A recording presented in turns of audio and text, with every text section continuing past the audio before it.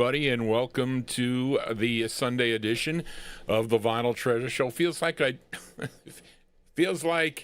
I never left. Well, I never did. I've always been here. Haven't been up here in the JohnnyG's studios, but I've been here in this vicinity for the last 24 hours. But welcome to the Sunday edition, June 14, 2026. I can't believe we're halfway through the month of June already. That is crazy. Crazy times. Tony, I need some cough drops. I'm sorry, folks. Tony, bring me up some cough drops here if you can. But welcome to the Sunday edition. It's 1958 through 1963 this evening. Lots of your requests. Also some bonus tracks, too. I picked that instrumental there. Do you know who that was? Who knows who that saxophonist was? I'll give you 2 seconds to type it in there. But anyway, so we opened up tonight's show, the Sunday edition, with a great alto sax, I'll see it, alto sax man, Eugene Earl Bostic, yes. And originally from Tulsa, Oklahoma. Larry, you should know him, from Oklahoma. Turned professional when he was 18 years old, believe it or not. And first recording with the Lionel Hampton and his orchestra back in 1938. His first, I think, original recordings by himself were on Gotham Records back in 1946. But he would sign with Sid Nathan's King label in 1947 and had so many releases. Would you believe this was his 63rd release on King? 63rd. He would have 105 releases on the label, so you better leave a lot of room in your box if you're going to collect Earl Bostic, but that includes 78s also. Now, this song originally done by Harry James on Columbia back in 1939, it was called Backbeat Boogie, okay, but this one, released in March of 1958, Mr. Earl Bostic and his orchestra on King Records. He shortened the title to Backbeat. We got a lot of records with the backbeat here on the Vinyltreasure Show. Well, let's open up the vocal portion here. I always liked this record, and I remember I was listening at the time to the Bobby O and Jive and Joe show. Okay, so those two guys, I think it was on WHBI, I think they were on. So I was a teenager, and I didn't know any of this music. So what I did is I went to, I don't know, there was, what was it, Records? Who had Records Unlimited out in California? Was it the Mariano Brothers? Whatever it was. But I asked them to send me their auction list. Of course, I knew nothing of the records on there. So what I did is I picked and chose group records on that auction list I didn't know, and I just did eeny, meeny, miny, mo, and I picked a side. And I sent in 50 requests, 50 no less, you would mail it in. I don't know, they were down in the Bronx or whatever I think he was, P.O. Box. So you would mail it in. I mailed one in for me, and I mailed one in for my Aunt Mary. Now, she didn't listen to the show at all. I listened to the show. So they were doing some all-request show. So I get up. I get up early in the morning. It was like an 8 o'clock show or whatever, this special edition they had. And I forget who it was. It was one of the guys that goes, well, we have a request from Mary Manella in North Tarrytown, New York. And I was like, oh, my God, they picked one of Mary's records, of course. Only played one, but this was the record that I requested. Okay, and it's our opener tonight as we head to Chicago, Illinois. This group called The Magnificents. Now, it's on Vivian Carter's VJ record label, and it's not the group that you would think it was when you first heard the name. They had a regional hit, 1957, I think, Up on the Mountain. That group was led by Johnny Keys. But the label decided to give this group that name because they felt that the public, especially those in the Chicago area, would really know this group. But no, they were really from Evansville, Indiana. This quintet included Wilton Boyd, Paul Boyd, Ed Hathaway, Jack Nance, and Leslie Reed. And they were known as, or they were called, the Five Wonders. But on this release, VJ changed their name to the Magnificents. And this did get lots of airplay in the Chicago area. It's our opener tonight, May 1958. The Magnificents on the VJ label. It's called Don't Leave Me. Here you go, our opener, the Magnificents. Dun dun dun dun doody wah, dun dun dun dun oh. Dun dun dun doody wah.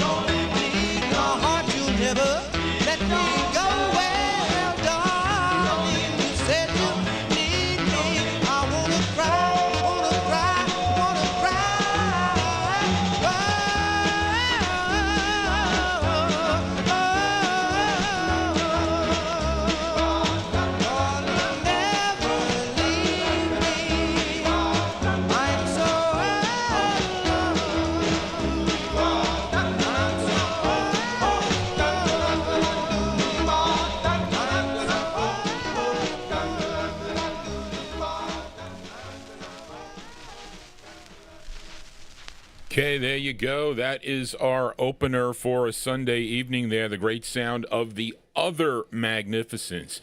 And they were really the Five Wonders. That was the name of the group. That one there, May 1958 on VJ Records, Vivian Carter's VJ record label. Don't Leave Me is the name of the tune. I always liked that record. I did.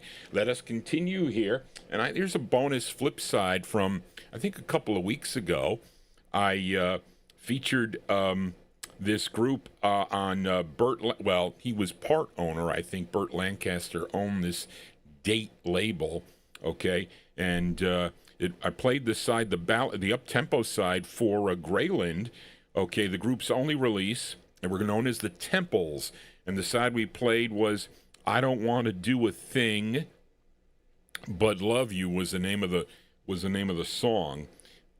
But let's give a listen to the flip side, because I bought I found this record.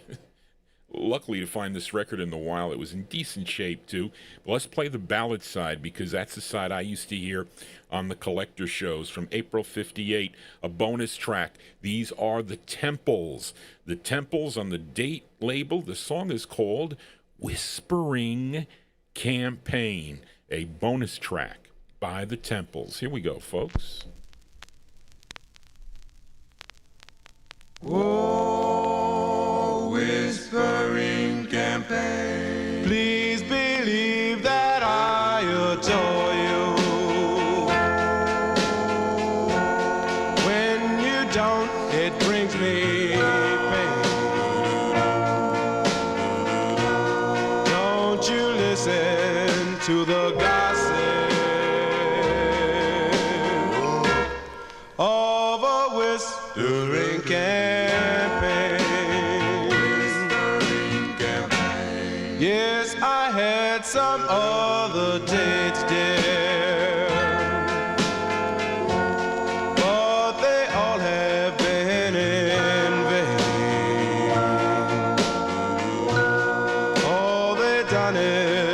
start to gossip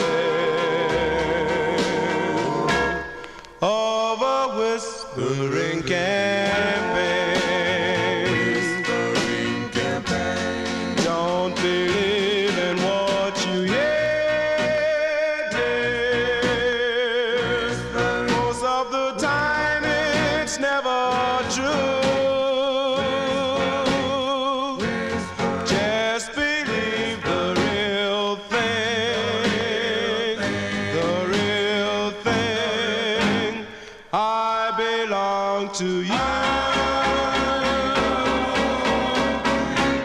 So let's show them we're together, and their loss will be our gain. Let them tell the world I love you with their whispering campaign, with their whispering campaign, with their whispering campaign. There you go. Ballads here on a Sunday evening. We're live only on YouTube. We're not on Oldies and More tonight. Only on YouTube is this program here. So there you go. That is a bonus track. April 1958. Those are the Temples. The Temples on Date Records. What is a whispering campaign? Does that mean that we're campaigning for something and we only whisper? Or is it something else, which I think it may be. But anyway, let us continue here. 1958, the two biggest, I think 59, maybe 58 is it's close between 58 and 59. But let's fill a request now for listener Dennis Fawcett. Got your email too late to play the Cadillacs yesterday, or the Cadets. That'll be next week. So I had this one slotted in for you already.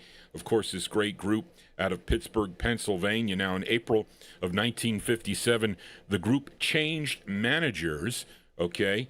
It was their old manager was Barry Kay, who then they replaced him with Alan Strauss, and he negotiated a deal with Mercury Records. Actually, they were all underage except one. Crip Johnson, I think, was the only one that was of age to sign a contract, but the other ones were too young. So they, if you're a minor, contracts are not binding, so don't get into a contract with a minor. But he cut a deal with Mercury Records, and they ended up switching to Mercury from Phoebe, or Phoebe Dot, whatever you want to call it. But anyway, so what happened here?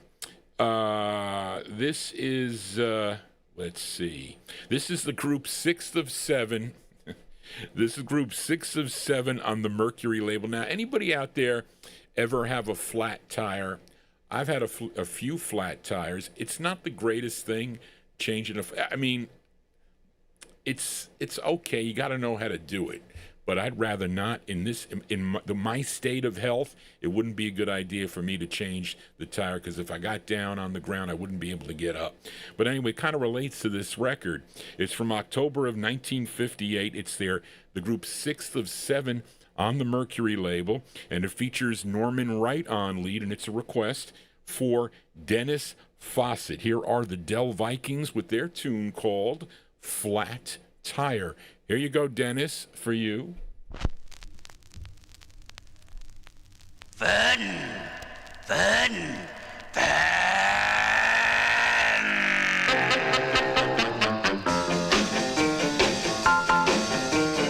Down the road and over the hill, I took my baby riding in my automobile. Just riding along me in my heart's desire. A flat tire. I'm grabbing my jack, I'm reaching for my spare. I'm waiting through the mooger, it was flat as a chair. I took out my pump and started pumping back. Another flat. Well, I was standing there looking, thinking about my baby, when along came a Charlie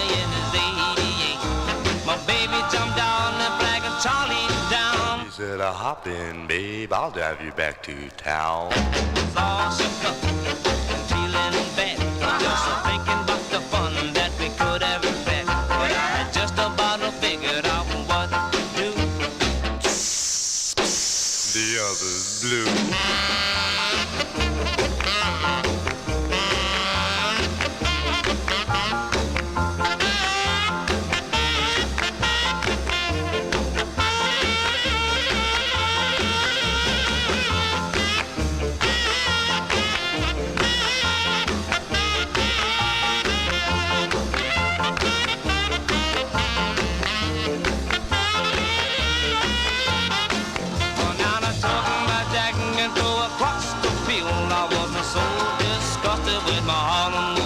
I made a sharp U-turn up on a single rim.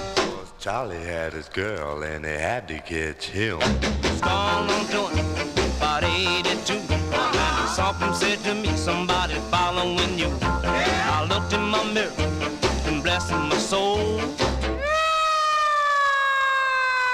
It was the highway patrol.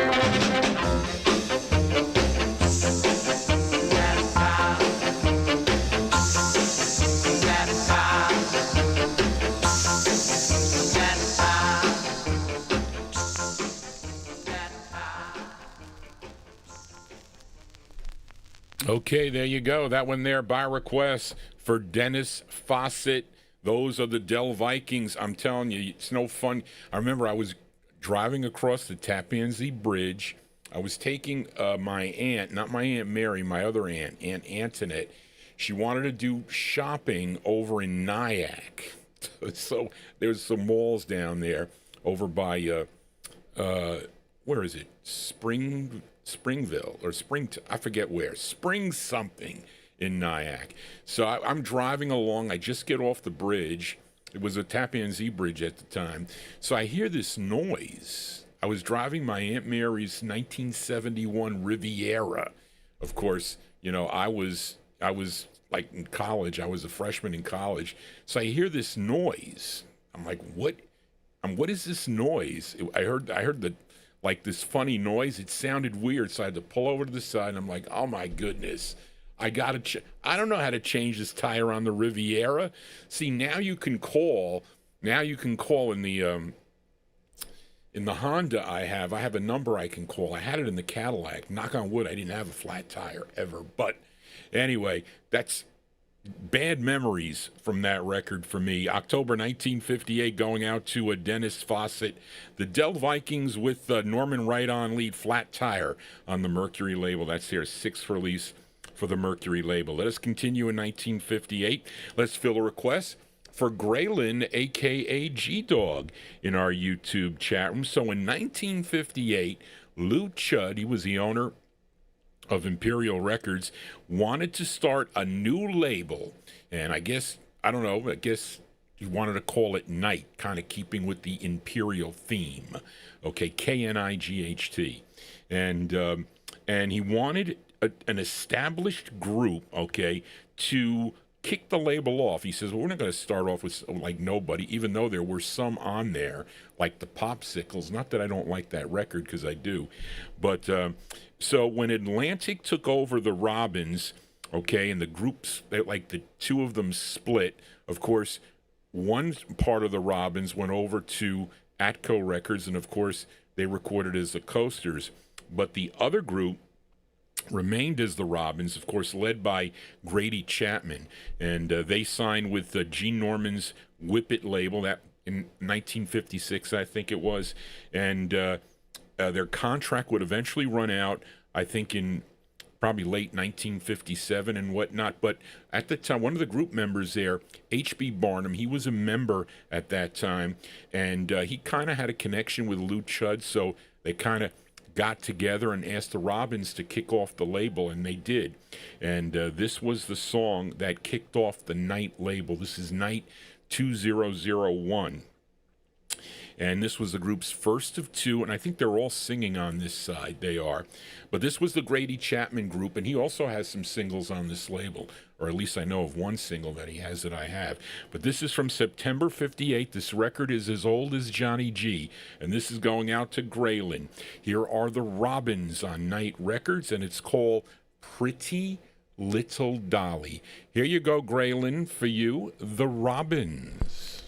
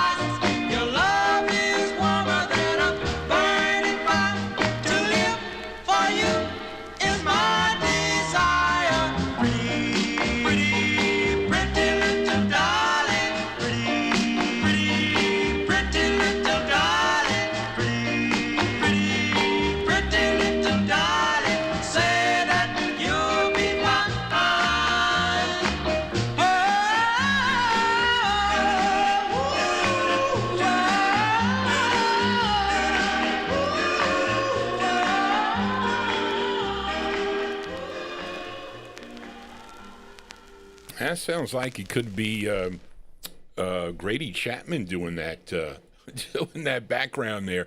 Anyway, there you go, going out to a Graylin, a.k.a. G-Dog, in our YouTube chat room. The sound of the Robins, that's their first of two on the Night record label from September 58. Pretty Little Dolly is the name of the tune. As we continue here in 1958, here's a flip side bonus track. Oh, this cough drop is like stuck in my tooth. Tony brought me up some cough drops with the AC on today. But I featured the B-side of this 45 on last Sunday's show, requested by Frank and Jerry Gingaro, okay, and the Great Spaniels, and their 15th release for Vivian Carter's VJ record label. We played the ballad side, a song called Here Is Why I Love You, but I decided to play the flip side tonight. Okay, number one, because I love the tune, okay, and I think my mother likes the tune. I don't know if she likes the up-tempos, but maybe she's going to like the compared record that I'm going to do. Not that I'm going to rate the two, okay, but of course, this standard from 1933, written by Harold Arlen and Ted Kohler, okay, recorded by so many artists and vocal groups through the years, but this one features Pookie Hudson on lead. This one released in July of 1958 on VJ Records. I'm going to follow it up. We're going to move up 4 years, okay, to 1962, okay, and listen to a version as done by Judy Clay. Now, Judy Clay, she would sign with Al Silver's Ember Records in the fall of 1961, and it was her second release on the label, okay, a version of Stormy Weather, and it was arranged and conducted by Dave Baby Cortez, came out in May of 62, so I'm going to play them back-to-back Up first, we're going to listen to the up-tempo version as done by the Spaniels, a bonus track from July 58, the Spaniels and their rendition of the tune Stormy Weather. Here we go, folks.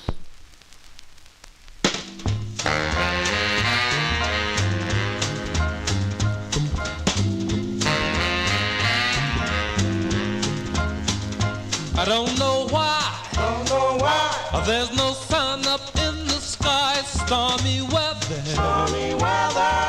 since me and my gal ain't been together. Keeps raining all the time.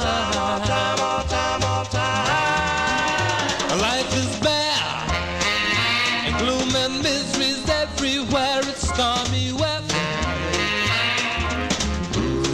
My gal ain't been together. Keeps raining all the time. Since you went away, the blues walked in and met me. If you don't come back to stay, old rocking chair will get me. And all I do is pray that the Lord above will let me walk in the sun. Can't go on, and everything I have is gone in stormy weather. Since me and my gal ain't been together. Keeps raining all the time.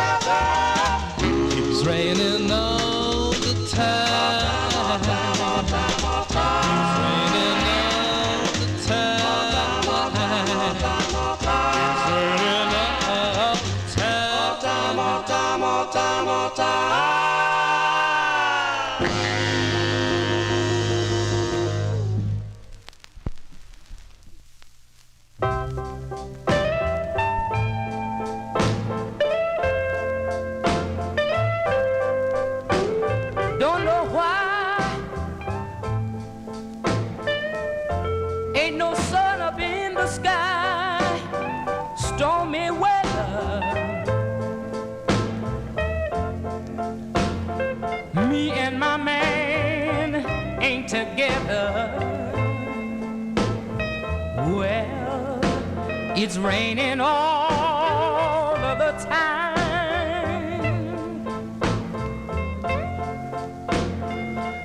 Life is bad. Gloom and misery everywhere. Stormy weather. I can't get my whole self together.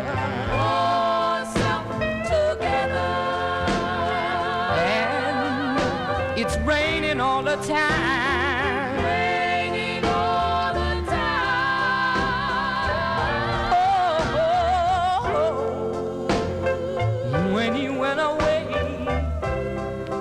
the blues walked in and met me. People, if he stays away, rocking chair will surely get me. All I do is pray.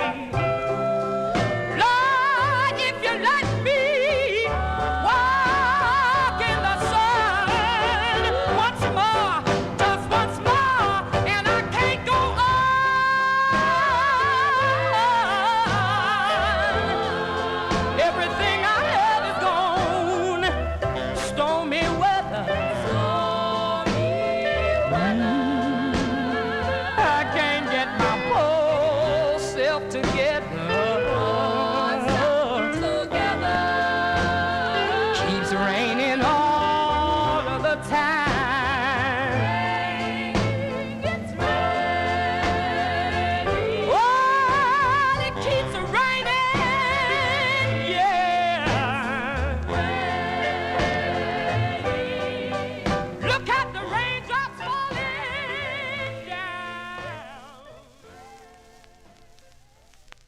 Okay, there you go. Listen, little bit of contrast there. Well, the years are different also. Remember, that's 1962 now. Okay, prior to that, you heard 1958. So there's a lot of things that went on between that time period. So somebody that said, Tony Crosby, you said it's more your speed. Maybe 1962 is more your speed. But anyway, I think they're both great versions, really. The Spaniels, we started off with Pookie Hudson and the Spaniels version from July 1958 is their rendition of the tune Stormy Weather. You know, I should sit here and just play every record I have by Stormy Weather. What do you think about that? You think the copyright police would come after me if I did that? And then we followed it up with Judy Clay, her second release on the Ember label from May 62. And I don't know, Big Dave, I can't tell you who the girl group is. Maybe if I did a little bit more research in there, find out who possibly were backing her up in the studio that day. But and she's got some great tunes. She does, of course, later on in the mid-1960s that you'll hear on the Wednesday show. I'll be back on Wednesday, folks. So if you have a request for that soul show, 1960s, early 70s soul, you need to email me at vinyltreasures@aol.com. If I have the record, I don't have everything. I have most, but not everything. But again, and this is the second part of part one. This is like part two from, we left off in 1957 last night. We pick it up with 1958. I'm going to 1963. I think I got a record out of Chicago, a girl group we're going to close with. But anyway, what else? Also, if you are new to the program, okay, those of you just finding out about this program for the first time, I would hope you would consider subscribing. That keeps away the AI, the artificial intelligence copyright police that chase Johnny on this program for the records I play. When they hear something that is a red flag for them, they let me know. And they tell me to take the record off. Now, a lot of these records, they give me kind of like 2.5 hours of leeway before they attack me. So that's why the more subscribers and activity I have on my YouTube page, the better it is for me. So let us continue here. We are in the 1958 block. Now, last week, I featured the second release by this singer from Tacoma, California, okay? And his real name is Richard Stephen Valenzuela, a.k.a. Richie Valens, was a request for listener L.A. Arch in our chat room. And we played the A side of the 45. A song called Donna was the ballad side, was played on the radio, extensively on the radio, back in late 1958. He was actually promoting that song and his new one. I forget what the other one was that was coming out. Maybe it was the one we're going to play later for Dennis Flew Hardy. But anyway, but both sides of the record were played on the radio and were hits for him, okay? So Arch not only requested Donna, also requested the flip side for tonight. And this song, okay, adapted by Richie from a 1939 release by, if I said this right, El Jarocho. Is that the artist? Does anybody know who that artist is? I don't know. Charlene just has that. El Jarocho, Jarocho, came out on the Victor label. Okay, but of course, Richie's version charted number 22 on Billboard. This was a number one record on KPHO. If you were listening in Phoenix, Arizona, released in November of 58, the flip side of Donna. Here is Richie Valens on Delphi going out to L.A. Arch. The song is called La Bamba. Here we go. Richie Valens.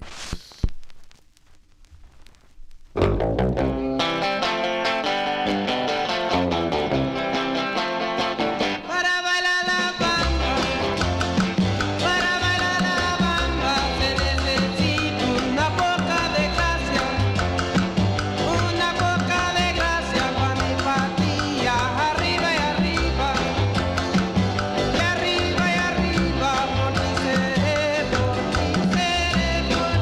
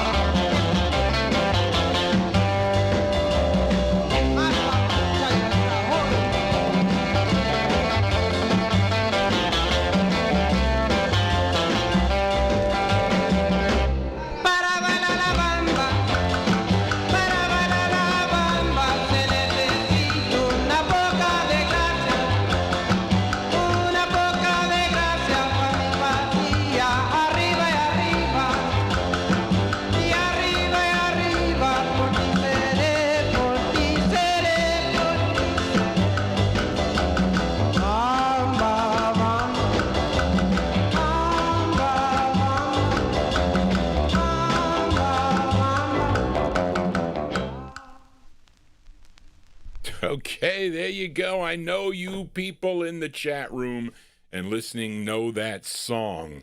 Okay, because that was played on radio quite a bit. I don't know. Listen, I can't tell you the last time I heard that record, though. I don't know when the last time it was that I heard the record, but it's great two-sided 45, a record my Aunt Mary purchased back in probably January of 1959. Okay, when that record was climbing up the charts, the late, great Richie Valens there, the flip side of Donna, song entitled La Bamba on Bob Keene's Delphi record label from November of 1958. Let us continue here, and here is a flip side. Well, this is a bonus track. It's a flip side of a bonus track that I played not last week. I think it was the week before. I have a little bit more information on this record as we go out to Los Angeles, California, to Eddie and Leo Mesner's Aladdin Records. Okay, and this group is called the DeVilles, DE Villes, and the members of the group were Little Marge Newton, Red Julian, Calvin Peterson, Bert Daniels, and the lead singer on this, his name is Willie Gibson. Okay, and who wrote this tune, okay, together with Ella Tate and Ella Blesdo. All right, and a couple weeks ago, I played the flip side of this, the up-tempo side called Doowop, okay? But let's give a listen to the ballad side here from April of 1958, a bonus track on Aladdin Records. Here are the DeVilles, and the song is called Kiss Me Again and Again. Here you go with the DeVilles.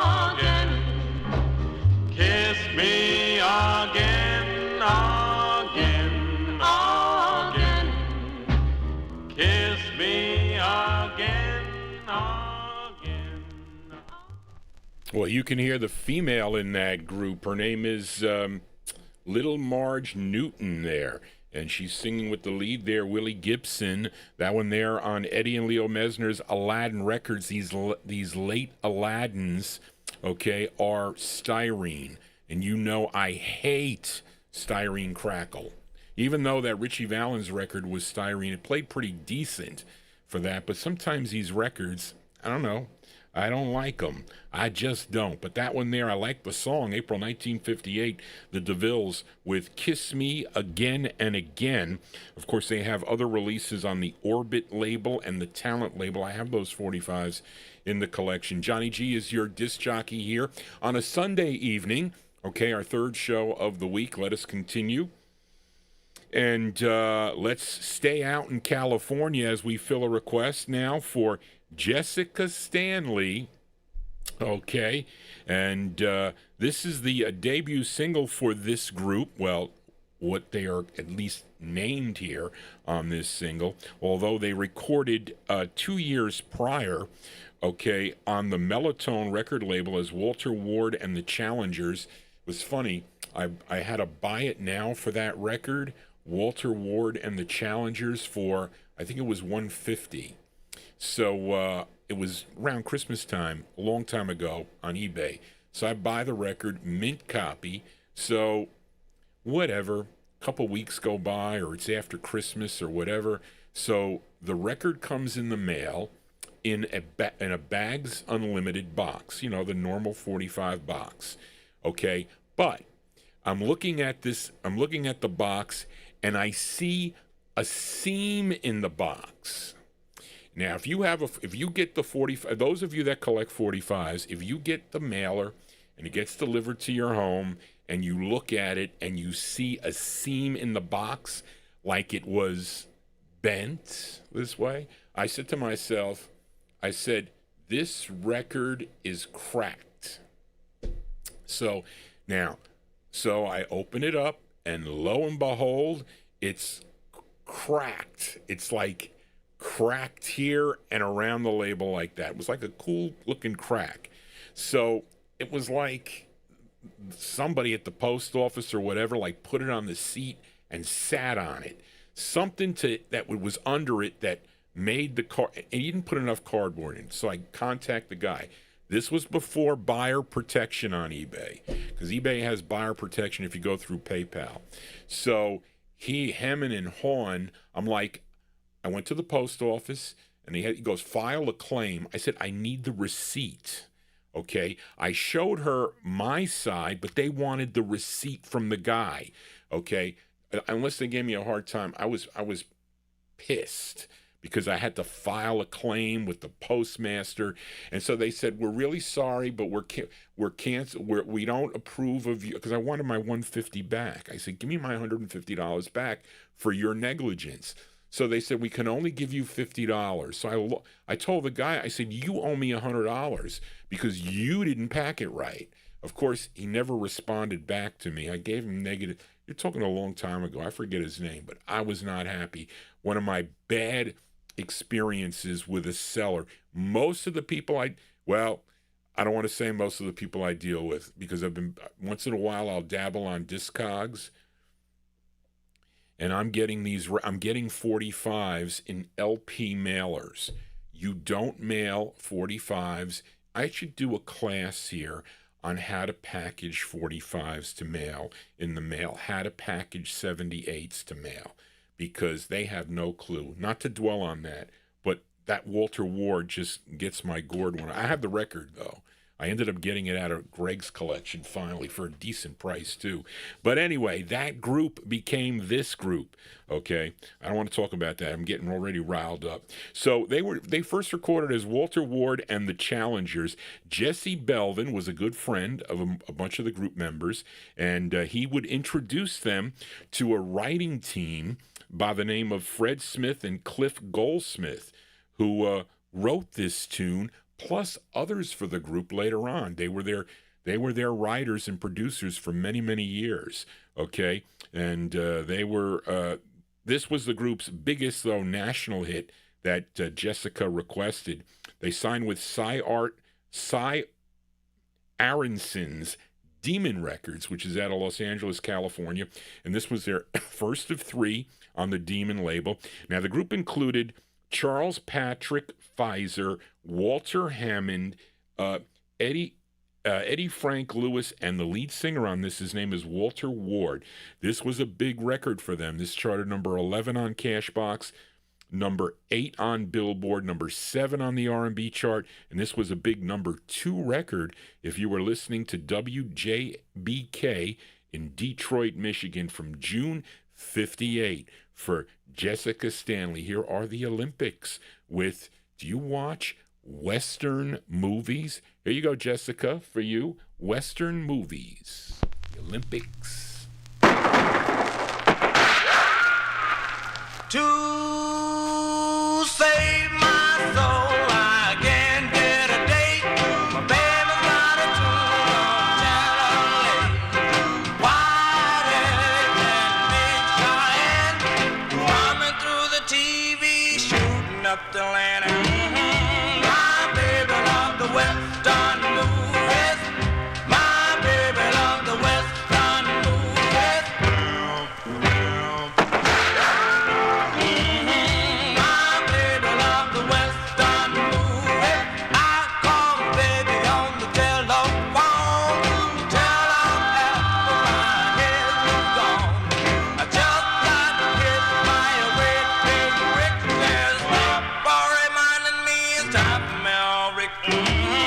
My baby loved the Western movies. My baby loved the Western movies.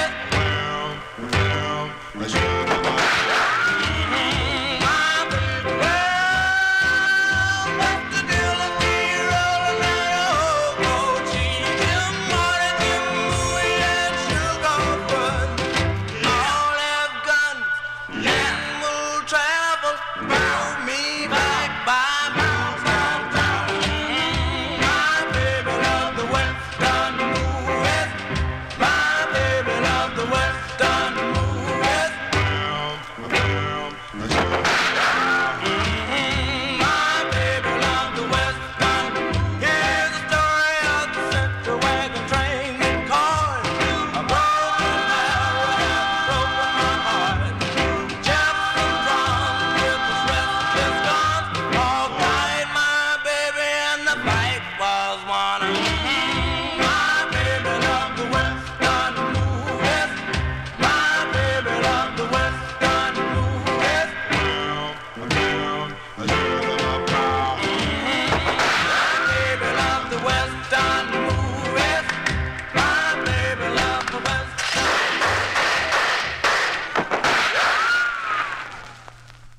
Okay, there you go. That one there going out to Jessica Stanley, The Sound of the Olympics.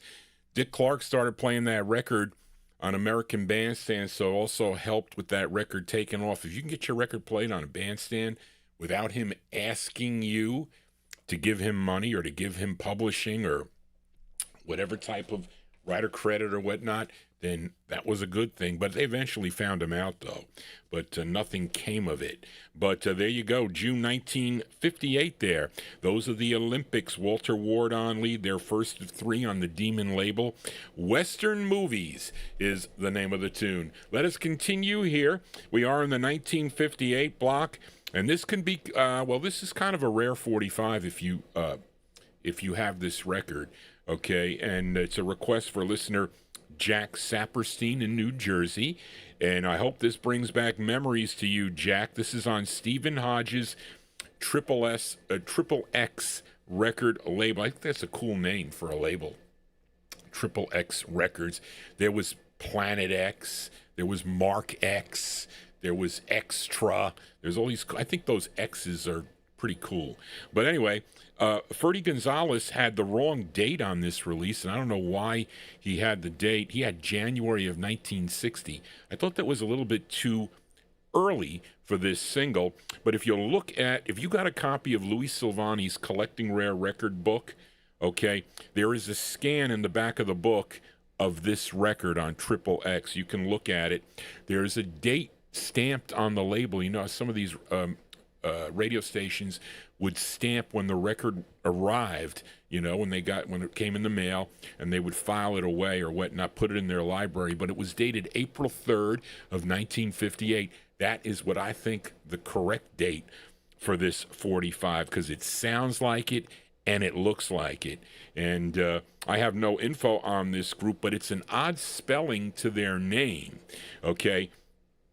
The name here of the group is Emerals, the Emeralds, not the Emeralds with a D, the Emeralds, Emerals. So this is, we're going to say April 58. This is by request for Jack Saperstein in New Jersey. This is on Triple X, the Emeralds with Please Don't Crush My Dreams. Here you go, Jack, for you.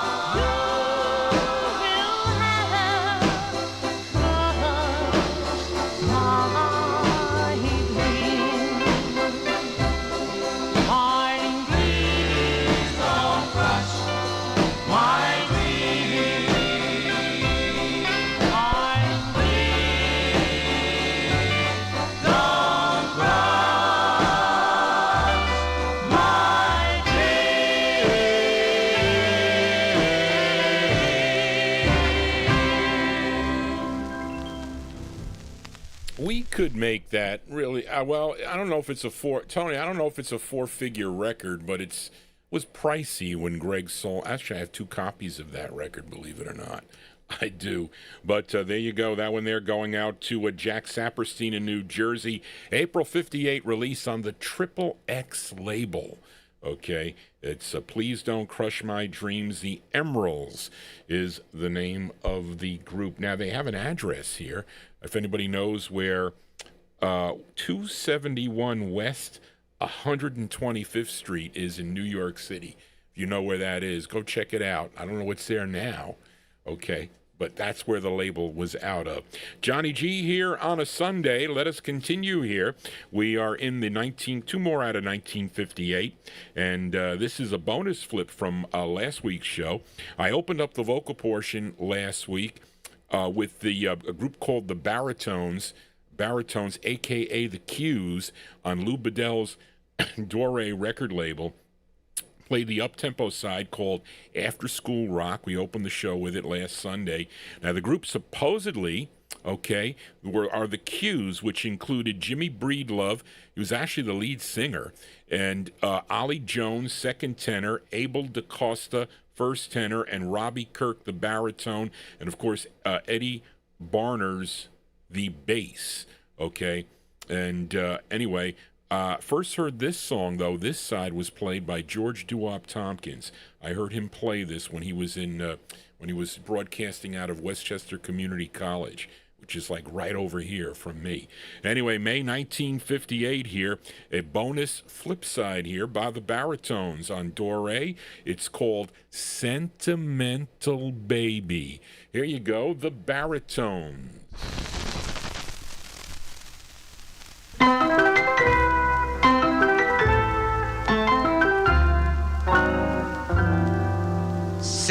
Sentimental baby, please don't you cry, 'cause your loving daddy not saying goodbye. Oh, sentimental baby,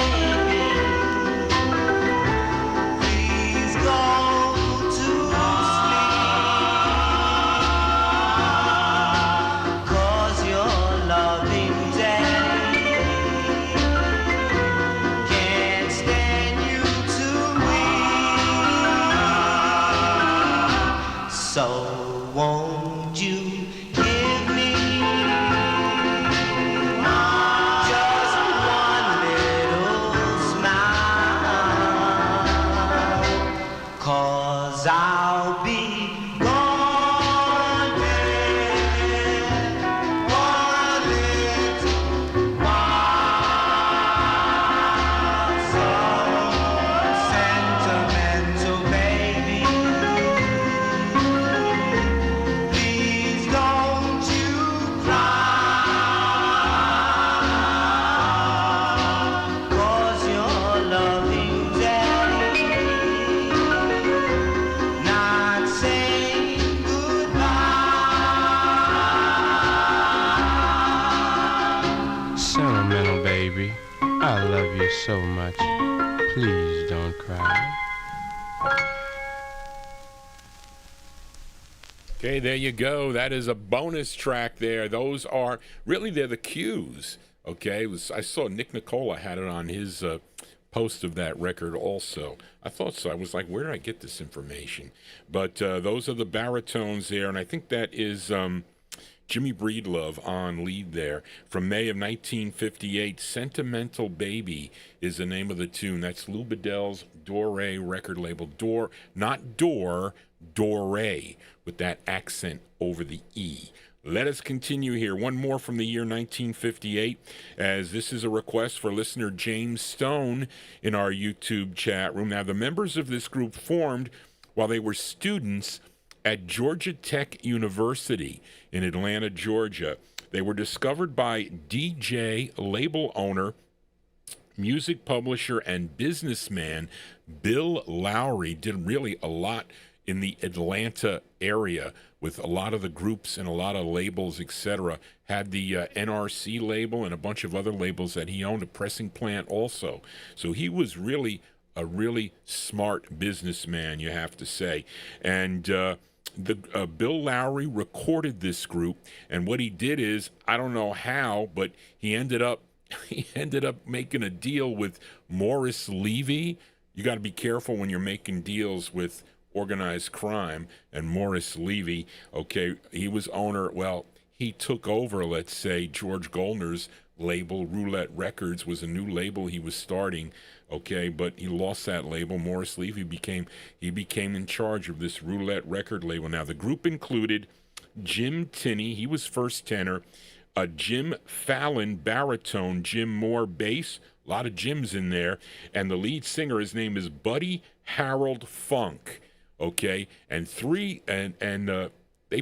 Levy put out 3 45s by the group. Okay, I think their first one might have been their biggest hit. Kind of a song called Hey Little Girl. That was the first one, but if you look on the label, you'll see Lowry Publishing. Okay, so he didn't relinquish the publishing. He said, well, all right, we'll give you the publishing. Anyway, this is with Hugo Peretti and the orchestra from February 58, going out to James Stone in our YouTube chat room. Here are the techniques with, in parentheses, why did I ever let her go? Here you go, James, for you. Bum, bum, bum, bum. Let her go, ever let her go.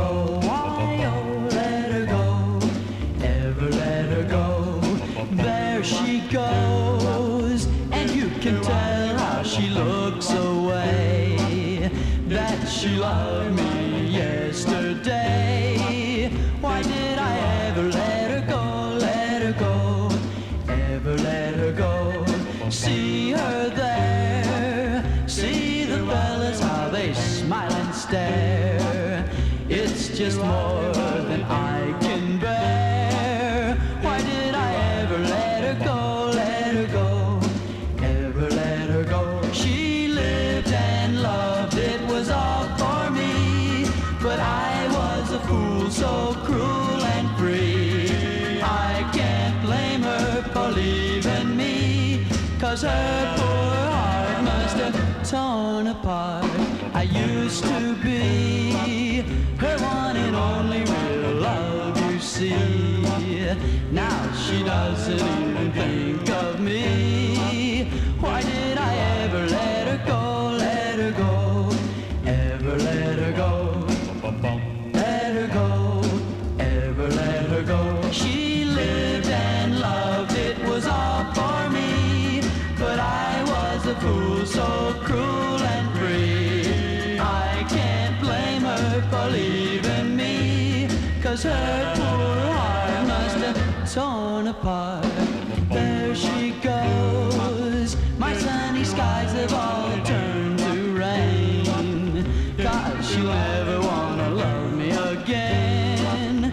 Why did I ever let her go, ever let her go? Why, oh, let her go, ever let her go? Why, oh, let her go, ever let her go? Why, oh, let her go?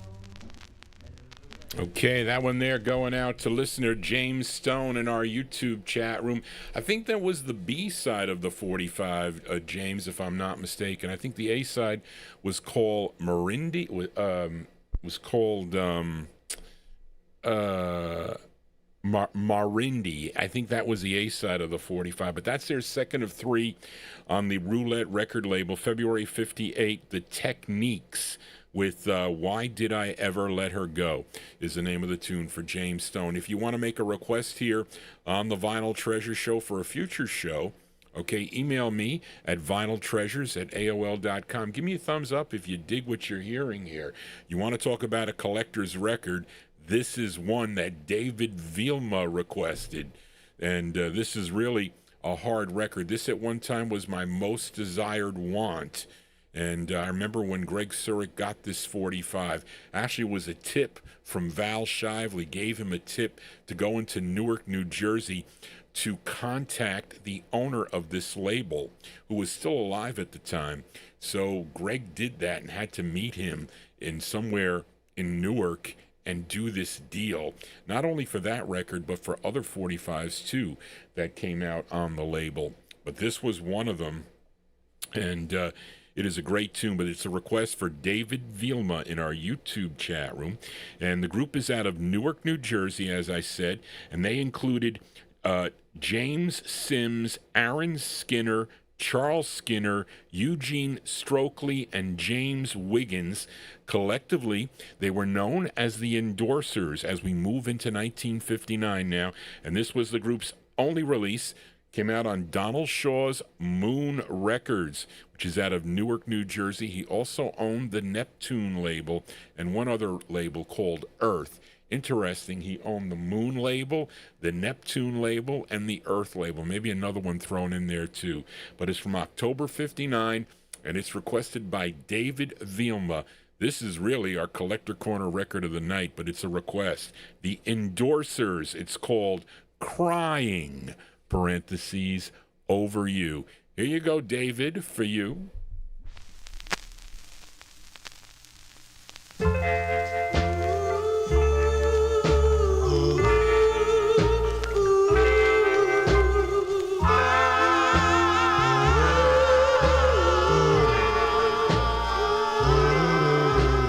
Raindrops from up above roll down my window pane.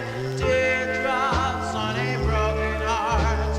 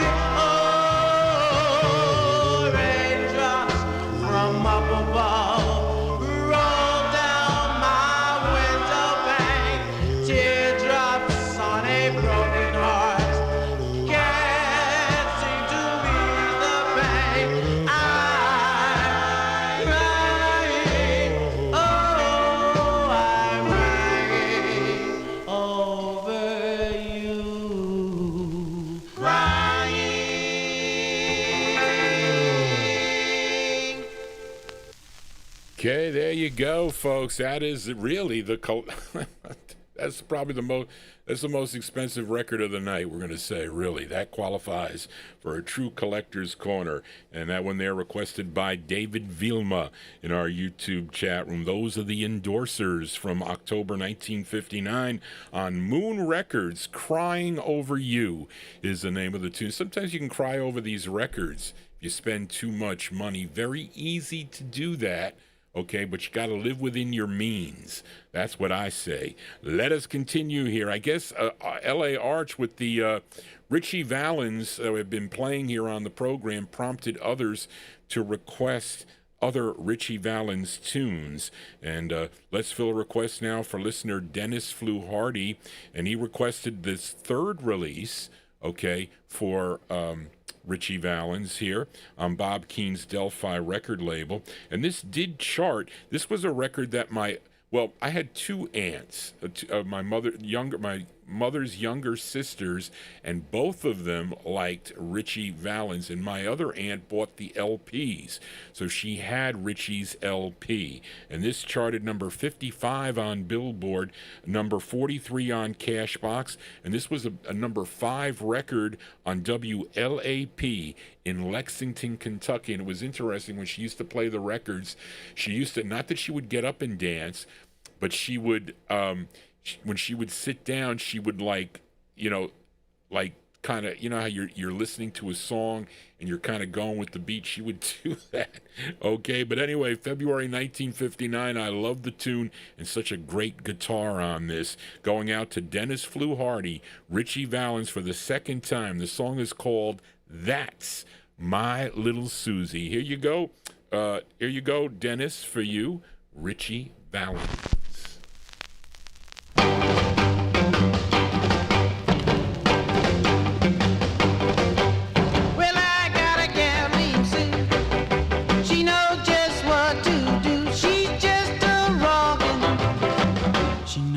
What to do. She knows how to love me and rock it too. That's my little Susie. She knows what to do. She rocks to the left and she rocks to the right. She rocks all day and she rocks all night. When my baby gets tired of me, I'm gonna drown myself in the sea. Well, come on.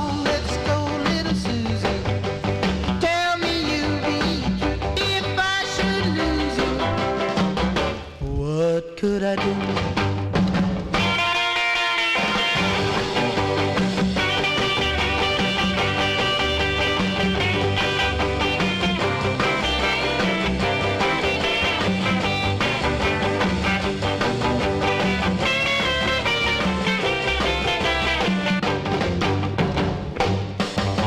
She rocks to the left and she rocks to the right. She rocks all day and she rocks all night.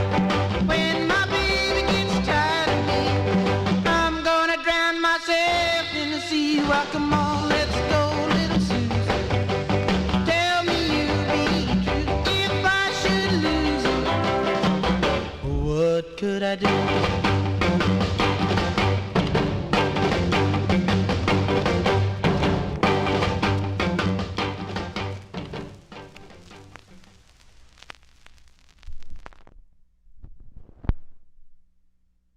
Johnny G getting caught here. Now, I had a cleaner copy than that, but the other one plays with too much styrene activity in the background. That has even wear, but still. I mean, I should have gotten the album to play that record. Would have had great fidelity. But it's styrene, folks. That's what you're going to get with a styrene 45. But anyway, there you go. Going out to listener Dennis Flew-Hardy, February 59 release. Okay, that was released, I think, right about Richie was killed in that plane crash on February 3rd, 1959. He put this out right away, okay, right after his death. And this was a record I think that they were promoting at the time on that tour, that winter tour okay, which we lost Buddy Holly and the Big Bopper. The great Richie Valens there, That's My Little Susie, on Bob Keene's Delphi Records. Let us continue here in 1959. We fill a request for Gary Spring in Canada, also in our YouTube chat room. This group is from Brentwood, New York, okay, and the recording for Bart Sohors, I think that's how you say it, Sochors, I don't know, Sochors is his name, O-R, Sorchor, I guess, Ducky label. I don't think I would have a label called Ducky. But anyway, Ducky Records out of Endicott, New York. And this is the group's only release. And the group included Frank Ortiz, John Jackson, Charlie Mercado, and the lead singer on this, his name is Alex Fermaint, okay? And this was their only release, and a record that I picked up in Allentown, Pennsylvania many, many years ago from, he was a dealer, Ralph Barton, okay? I think originally from Ohio. He would relocate to Atlanta, Georgia, or to Georgia somewhere, and I used to buy a lot of great records from him, and he always gave me a great break. So with a $4,000 purchase, he'd give me something like almost 50% off, okay, because I was buying a lot of records at the time. I mean, the conditions sometimes were, a little bit off, but they weren't that bad. So he just was a great dealer and I always, the thing was, I always dealt, I can't tell you their names, but I had some bad dealers and they lost my business. See, if you have to hook up, if you're a collector and you're buying privately from someone, you need to hook up with a good dealer that's going to supply you records, okay? And you stick with that dealer. You don't have to deal with these other guys that overcharge you and nitpick. If there's an ebb and flow back and forth, you deal with them. And that's what I had later on. I figured that out. And so many guys lost my business because they were not good to deal with. They really weren't. And they lost thousands of dollars. We're going to say thousands of dollars. But anyway, this is out of the radio station library of WEUP. This was their record, okay, in Huntsville, Alabama. But from August 59, for Gary Spring, here are the Tender Tones. And the song is called Just for a Little While. Here you go, Gary, for you. Da da da da.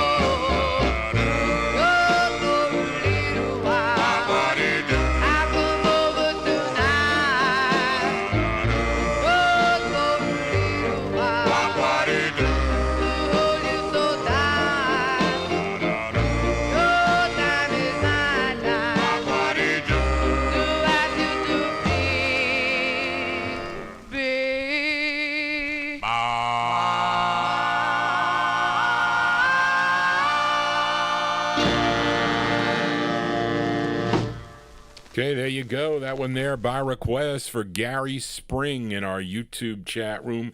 Those are the Tender Tones. Tender Tones on the Ducky label, and that is with Alex Fermaint on lead from August 1959. The Tender Tones with Just for a Little While, as we continue here for a little while longer, we'll say. And we are in the 1959 block, and let's fill a request for Oldies Fan, a.k.a. Joseph Smith, in our YouTube chat room. Has this gal. She's originally from New Orleans, Louisiana.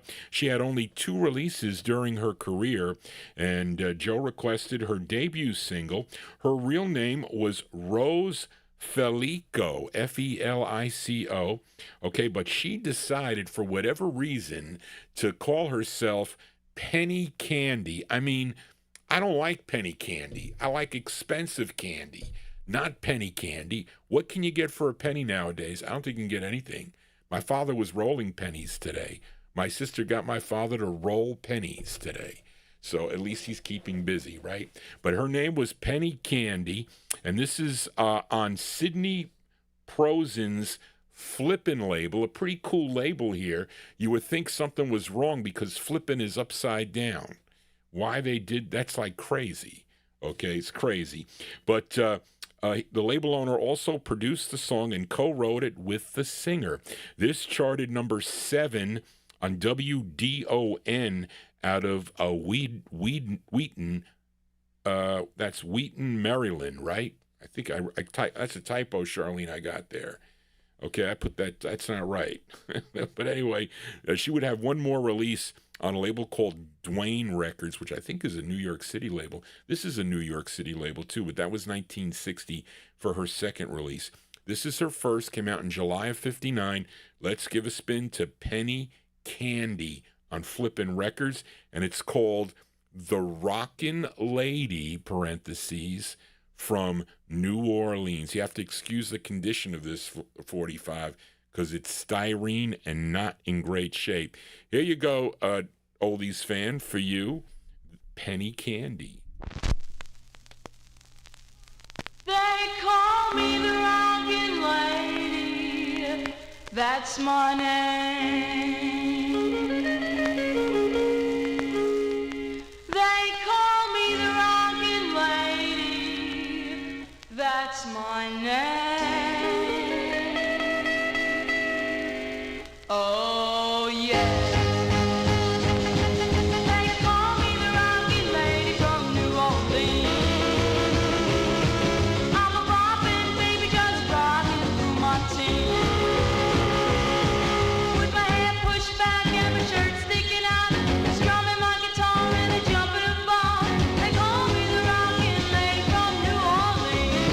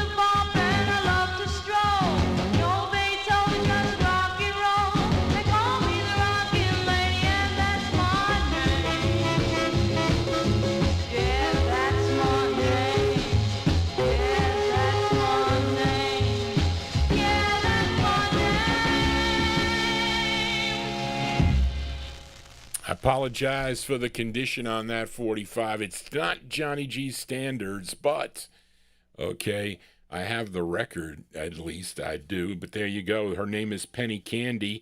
That one there, July 1959. That's her debut single on the Flippin' label. Okay, and that's going out to Oldies fan, a.k.a. Joseph Smith, in our YouTube chat room. The Rockin' Lady, parentheses, from New Orleans. Johnny G's your rockin' DJ from Westchester County, New York.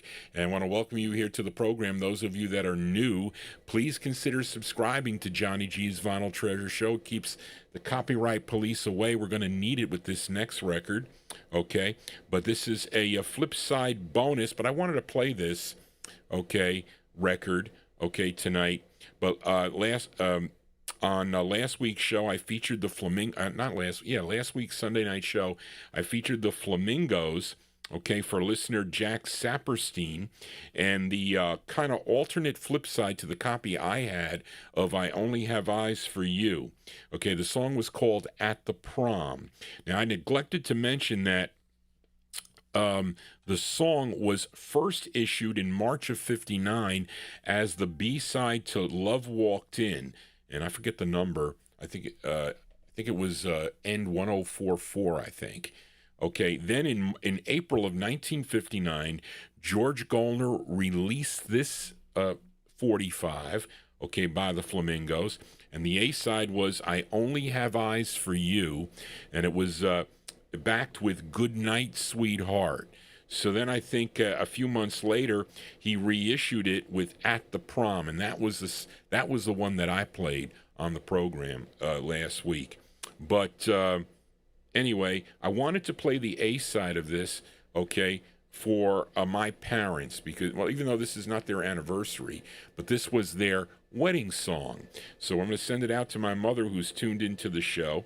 And I featured this song last night from 1956, as done by the Three Chuckles on a Vic LP that they had.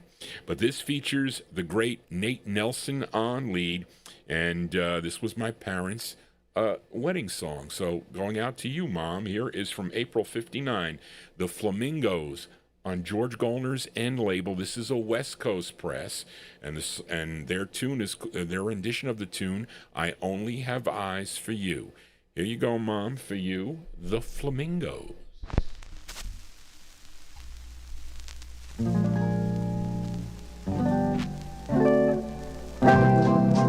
My love must be a kind of blind love. I can't see anyone but you. Shabam, shabam. Shabam, shabam. Shabam, shabam. Shabam, shabam.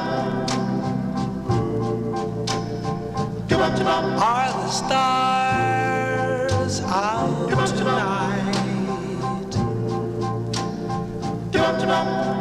I don't know if it's cloudy or bright. I only have eyes for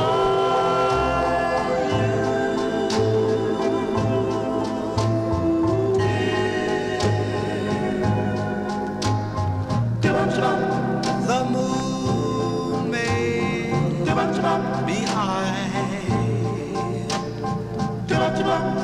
but I can't see a thing in the sky. I only have eyes for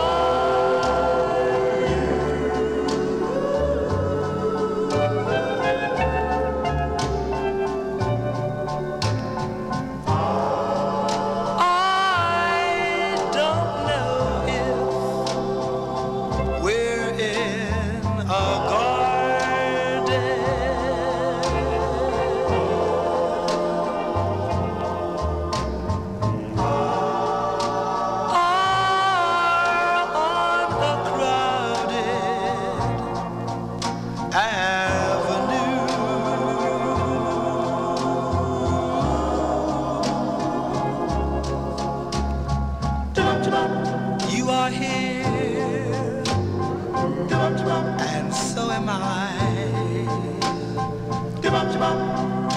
millions of people go by, but they all disappear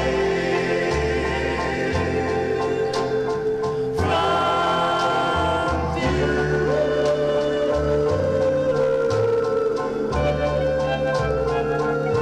And I only have eyes for you.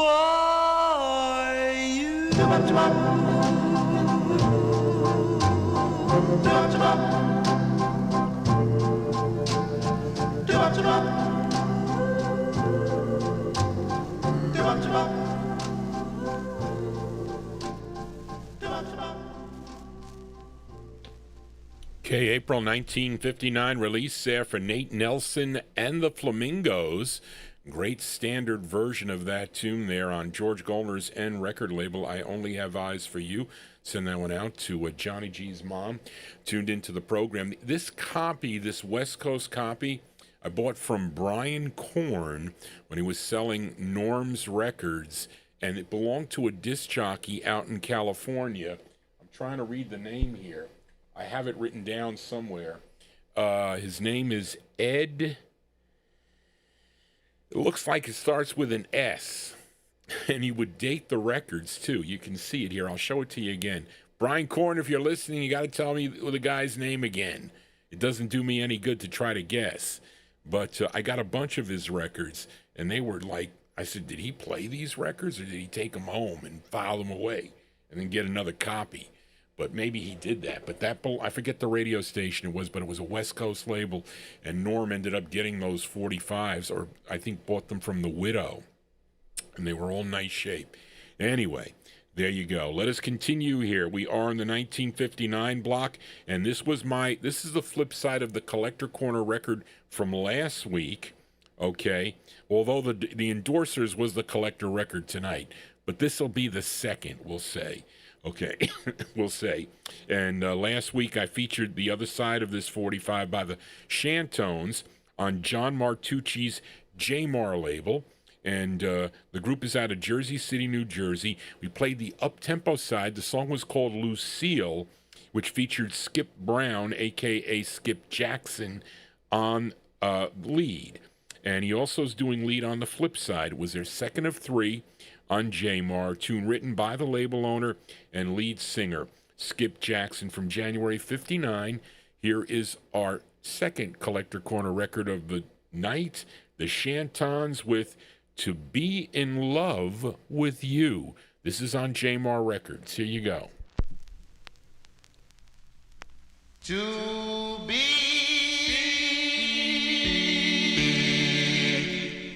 oh, not to be in love with you, but through eternity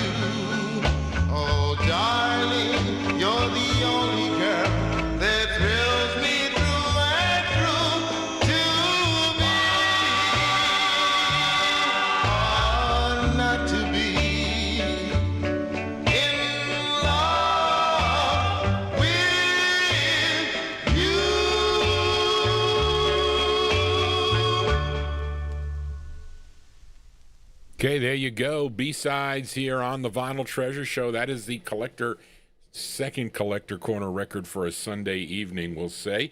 Those are the Shantons.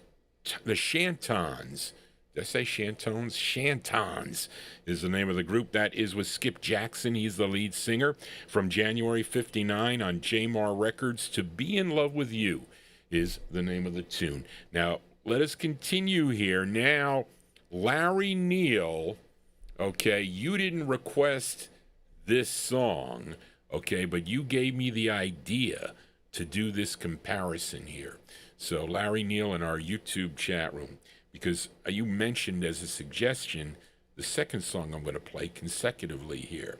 Actually, I'm going to do a third. I'm going to play three in a row, okay? And I'll tell you how it works. So first up, okay, this is the last record out of 1959, okay? And, of course, this group from Cincinnati, Ohio. We feature them quite often here on the weekend shows, and also they were, they recorded for, I think, 7 decades. I think that's it, but a long, long time.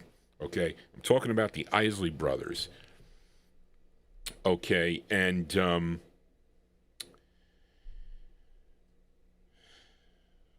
so was their first record on RCA Shout? Was that it? I think it was.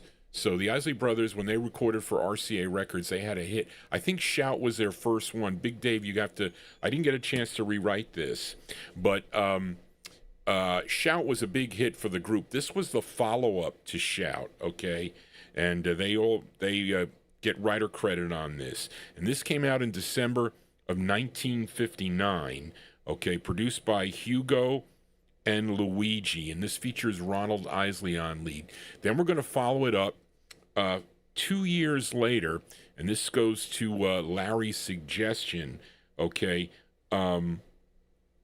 This group from Long Island, okay, which were called The Chants, and they included Pete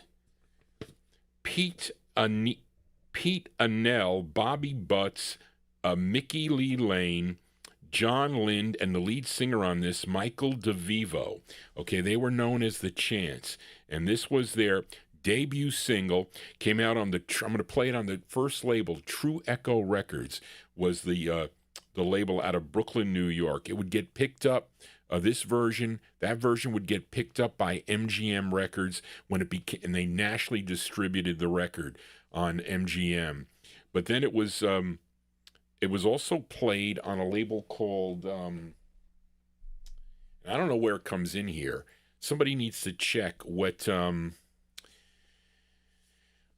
it's an RCA press. I should have checked it in Ferdy Gonzalez's book, but they also came out on the UWR label, United World Records. And I don't know exactly the year, if it was the third press, but they did something to the record, and you're going to notice it right away.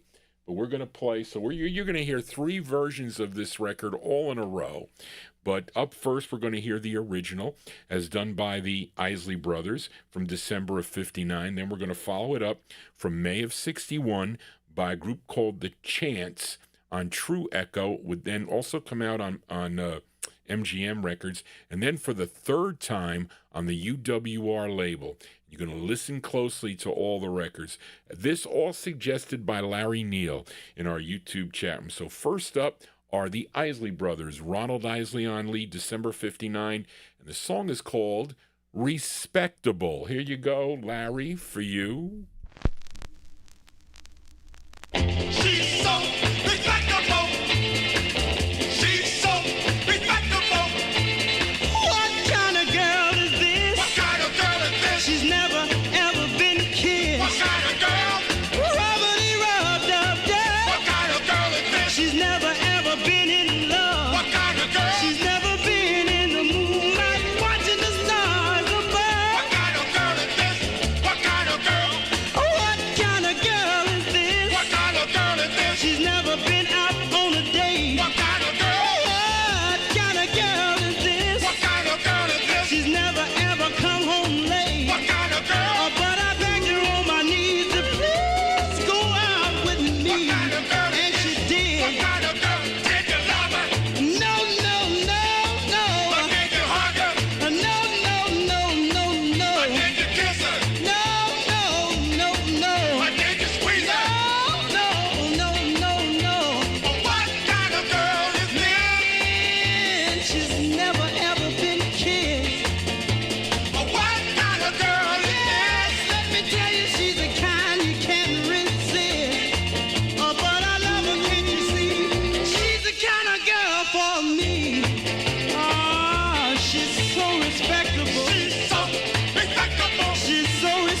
respectable.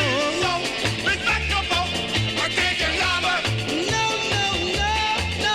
Or did you hug her? No, no, no, Or did you kiss her? no, no, no, no. Or did you squeeze her? No, no, no, no. I love her, can't you see? She's the kind of girl for me. Ah, she's so respectable. She's so respectable. She's so delectable. She's so respectable. She's so nice. She's so respectable. Ah, she's a dog. She's so My baby's so respectable.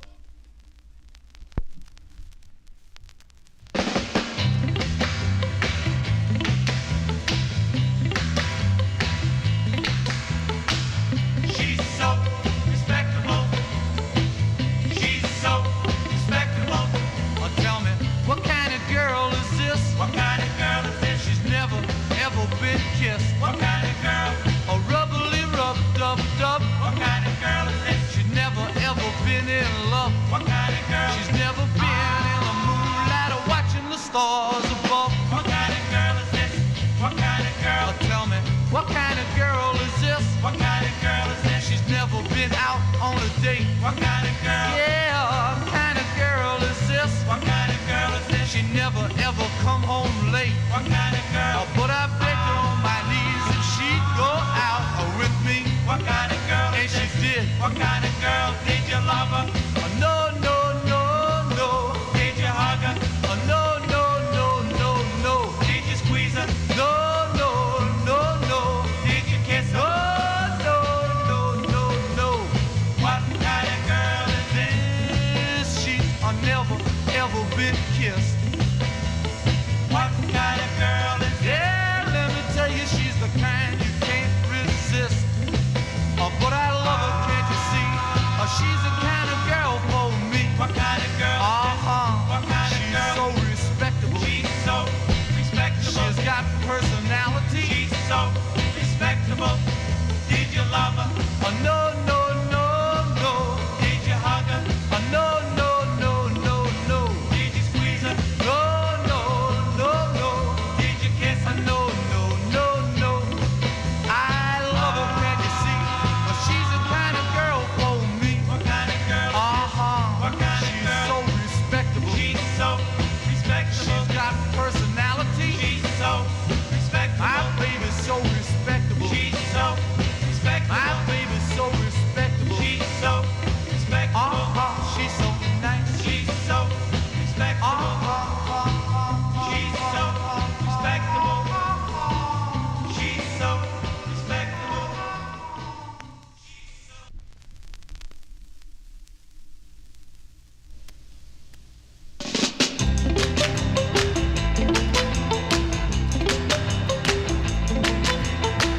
She's so respectable. She's so respectable. Oh, tell me, what kind of girl is this? What kind of girl is this? She'd never, ever been kissed. What kind of girl? A rubbly rub dub dub. What kind of girl is this? She's never, ever been in love. What kind of girl? She's never been in the moonlight or watching the stars above. She's so respectable. Oh, tell me, what kind of girl is this? What kind of girl is this? She never been out on a date. What kind of girl? Yeah, what kind of girl is this? What kind of girl is this? She never ever come home late. What kind of girl? Oh, but I begged her on my knees and she'd go out with me. She's so respectable. Did you love her? Oh, no, no, no, no. Did you hug her? Oh, no, no, no, no, no. Did you squeeze her? No, no, no, no. Did you kiss her? No, no, no, no, no. What kind of girl is this? She's never, ever been kissed. What kind of girl is this? Yeah, let me tell you, she's the kind you can't resist. Oh, but I love her, can't you see? Oh, she's the kind of girl for me. She's so respectable.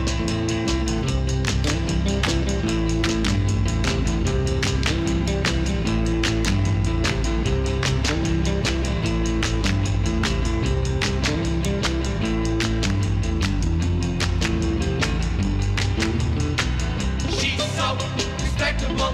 Oh, tell me, what kind of girl is this? What kind of girl is this? She never, ever been kissed. What kind of girl? A rubbly rub dub She never ever been in love. What kind of girl? She's never been in the moonlight or watching the stars above. She's so respectable. Did you love her? No, no, no, no. Did you hug her? No, no, no, no, no. Did you squeeze her? No, no, no, no. Did you kiss her? No, no, no, no. I love her to the sea, but she's the kind of girl for me. She's so respectable. She's so respectable. She's so respectable. She's got personality. She's so respectable. My baby's so respectable. She's so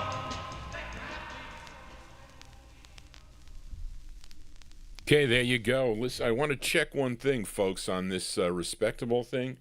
Let me see the time. So the time on the, which I thought the True Echo, well, you heard the first version. Many of you like the first version.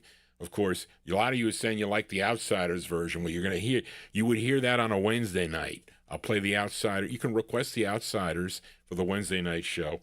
But anyway, so the True Echo version is 2 minutes and 24 seconds. Okay, as is the version on MGM. I think those two are the same. Okay. Hold on. 224. Wait a minute. I take it back. No, 224. You're correct. That's what it is. So I thought it was 252. That's the Capitol Press. That's the Capitol Matrix. Okay. It looked like the time. And this one is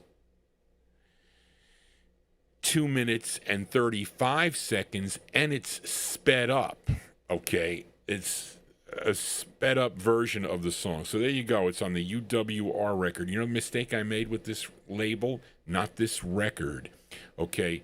The Des Moines, is it the Des Moines? The Des Moines, a white group record on this label. I had a chance to buy it. I made a mistake and didn't do it. I should have bought it from Jerry Diaz when he offered me the record. I haven't seen it since. So that was, you learn from your mistakes, folks, is what you do. But there you go, Larry. Larry Neal, you got to hear 3 versions of Respectable. The first by the Isley Brothers, and we heard 2 by the Chants. Okay, first on True Echo, and then we played it on the UWR label, United World Records. Anyway, let us continue here on the Vinyltreasure Show. Fill a request now for Delwood Jeff in our YouTube chat room. This group is from the Bensonhurst section of Brooklyn, okay, and they formed in 1958. They were first called the Overons, okay, but they never recorded under that name, of course. But and at that time, 1958, okay, and they were not teenagers. There was only two of the group members were teenagers. Okay, the first tenor of the group, his name was Robert Ferrante. He was 22 years old. Okay, then there was the baritone of the group.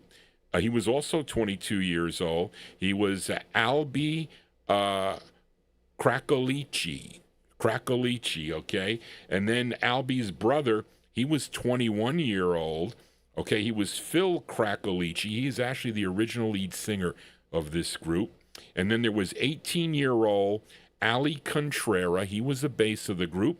And then there was another 18-year-old, George Galfo, who I think is still, he's still performing, okay, as this group. He was the second tenor of the group, and they auditioned for Gene and Bob Schwartz. They were owners of the Laurie record label, and that was in the spring of 1959, and they were signed to the label, but they would change their name. I think they picked their name out of a hat. They put some names in, and they picked out the name, and it said the Mystics. So they were known as the Mystics. And the Schwartzes asked the writing team, they said, look, we got this new group coming on. We want you to write a song for the group. Okay, and it was Doc Pomus and Mort Schumann. So they wrote this song for the group. It was called A Teenager in Love. So they said, well, we think this is going to be a big, big hit. But he said, well, if you think it's going to be a big hit, I don't want to test it on this group. Better write them something else. Let's give this to a more established group. Let's give it to Dion and the Belmonts to do. Of course, it became a big hit for Dion and the Belmonts. But they decided to write another tune for the group, okay, and the song that they wrote was called Hushabye, okay, and that became the group's biggest hit. But Jeff requested the B-side of the 45. This was their first of 6 for the Laurie record label. It features Phil Krakolici on lead. So going out to Delwood Jeff in our YouTube chat room from April 59, here are the Mystics on the Laurie label, the flip side of Hushabye. The song is called Adam and Eve. Here you go, Jeff, for you, the Mystics. Down through the years, in this old world, there always was a boy who loved a girl. First there came Adam, then there came Eve, and in true love they both did believe. They had someone that they could call their own. Someone to call their own. As time went by, beneath skies above, like Adam and Eve, others found love. They found someone that they could call their own. To call their own. Down through the years, in this old world, there was always a boy who loved a girl. Now I could be Adam, you could be Eve. For like in the story, we both did believe that we have someone that we could call our own. Someone to call our own. Someone to call our own. Someone to call our own.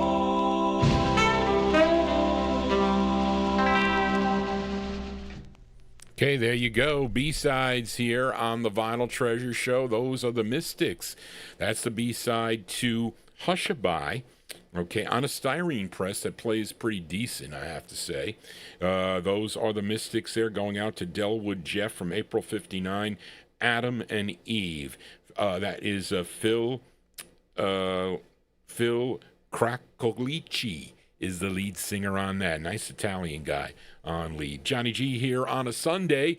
Hope you're digging on the tunes here. Let's move into 1960 now and fill a request for listener Gary McClendon in our YouTube chat. Let's go back to Vivian Carter's VJ record label. And this next artist from Coffeyville, Kansas.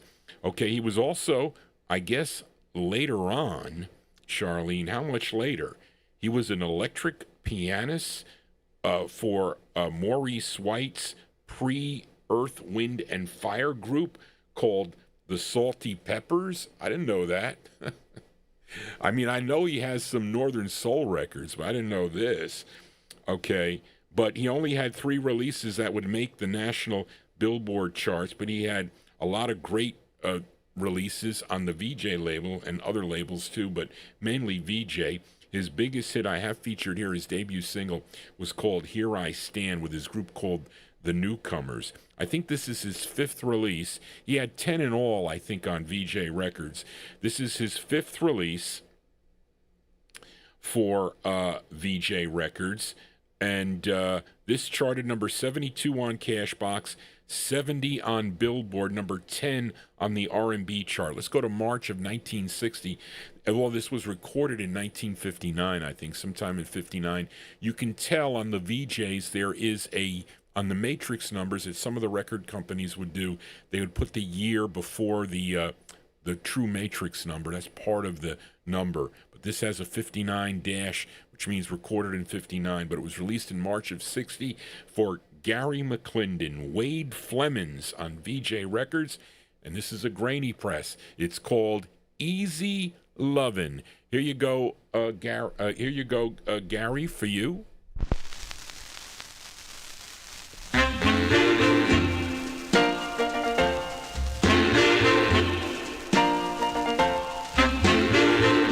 Sweeter than sugar, better than spice.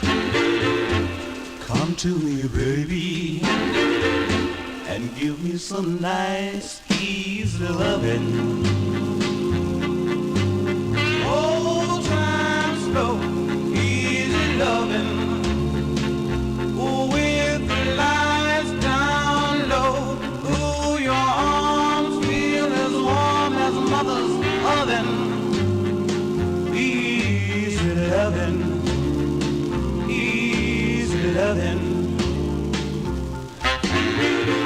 Like rocks on a mountain, leaves on a tree.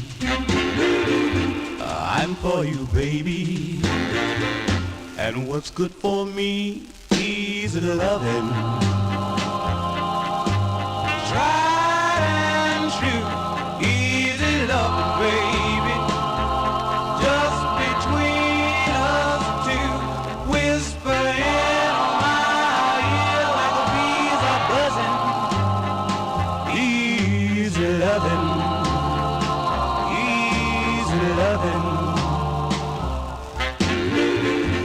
Don't make me nervous, shiver and shake. A squeezing and teasing is all I can take. Easy loving. Me and you, easy love, baby.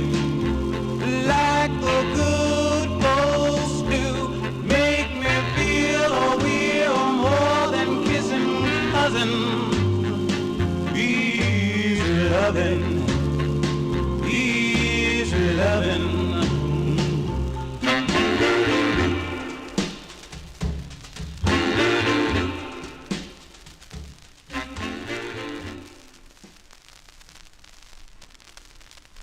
Okay, there you go. That one there going out to, hold on a second, folks. Let me just get this thing right. Okay. That one there going out to Gary McClendon in our YouTube chat room. The great sound there of Wade Flemons. Wade Flemons from March 1960, his fifth release on Vivian Carter's VJ Records. Easy Lovin' is the name of the tune. Easy listening in here when you tuned in to Johnny G here on a Sunday evening. Hope you're enjoying the show, folks. If you are, please consider subscribing to my YouTube channel as we continue here. Let's move into 1961 and fill a request for listener Joe Shacatano. Joe, you get that PC up yet? We're missing you in the chat room. We are. But this one would qualify as a collector corner record because Greg Surik sold me this record and it was not cheap. I will tell you that much, but it's a rare one out of Atlanta, Georgia. It's on the Hunter label, okay, also known as Hunt Tom or Hunt Tom Records. Okay, it was formed by local club owner Clifford Hunter and musician Tommy Brown. Okay, and this label's legacy, okay, the legacy of this label is the launching of a song called Every Beat of My Heart, as done by Gladys Knight and the Pips. This was the label that was on, and that would be leased out to VJ Records, okay, and it became kind of a hit for the group, and one that I like that they do. But anyway, there are a few good group records on this label. One is by the Continentals, okay, which came out in August of 61. The other is this 45 that Joe Shacatano requested. The group is called the Condors. The Condors. It's written by part label owner Tommy Brown from April 61 on Hunter Records. Here are the Condors with Sweetest Angel. And this is going out to you, Joe Shacatano. Here you go, Joe, for you.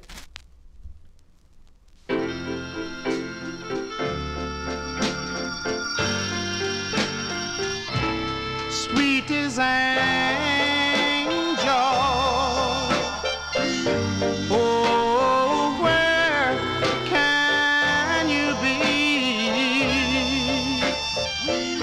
Oh, my heart hurts so badly. Won't you please come back to me?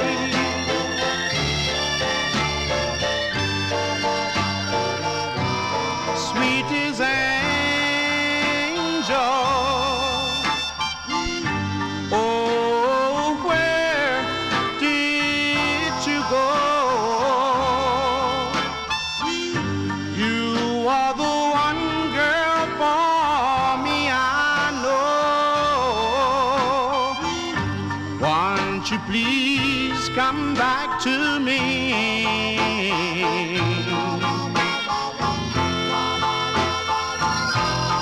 I'll try, oh my angel, I know I'll be true. I know,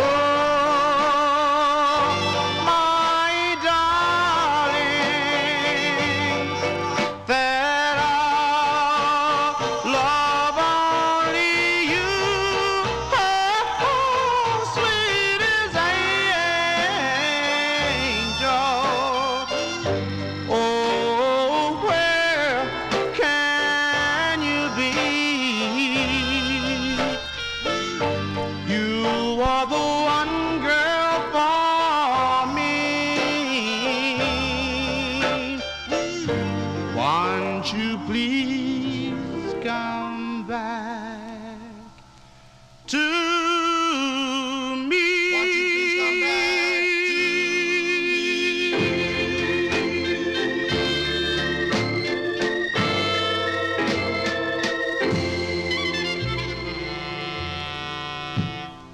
Yeah, nice tune there. I haven't played that in a while there. That one there for Joe Shacatano.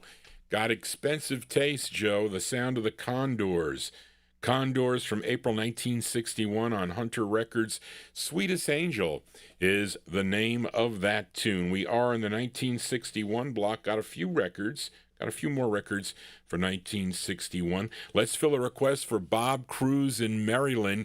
You know, I used to buy a lot of records, well, from Joe Pascuzzo. Unfortunately, he has passed away, but I used to get his list. I used to call him and talk to him a little bit, okay? And he didn't live really that far. He was a little bit upstate here in New York, and I should have gone to visit him. I didn't because Spence got me to talking with him.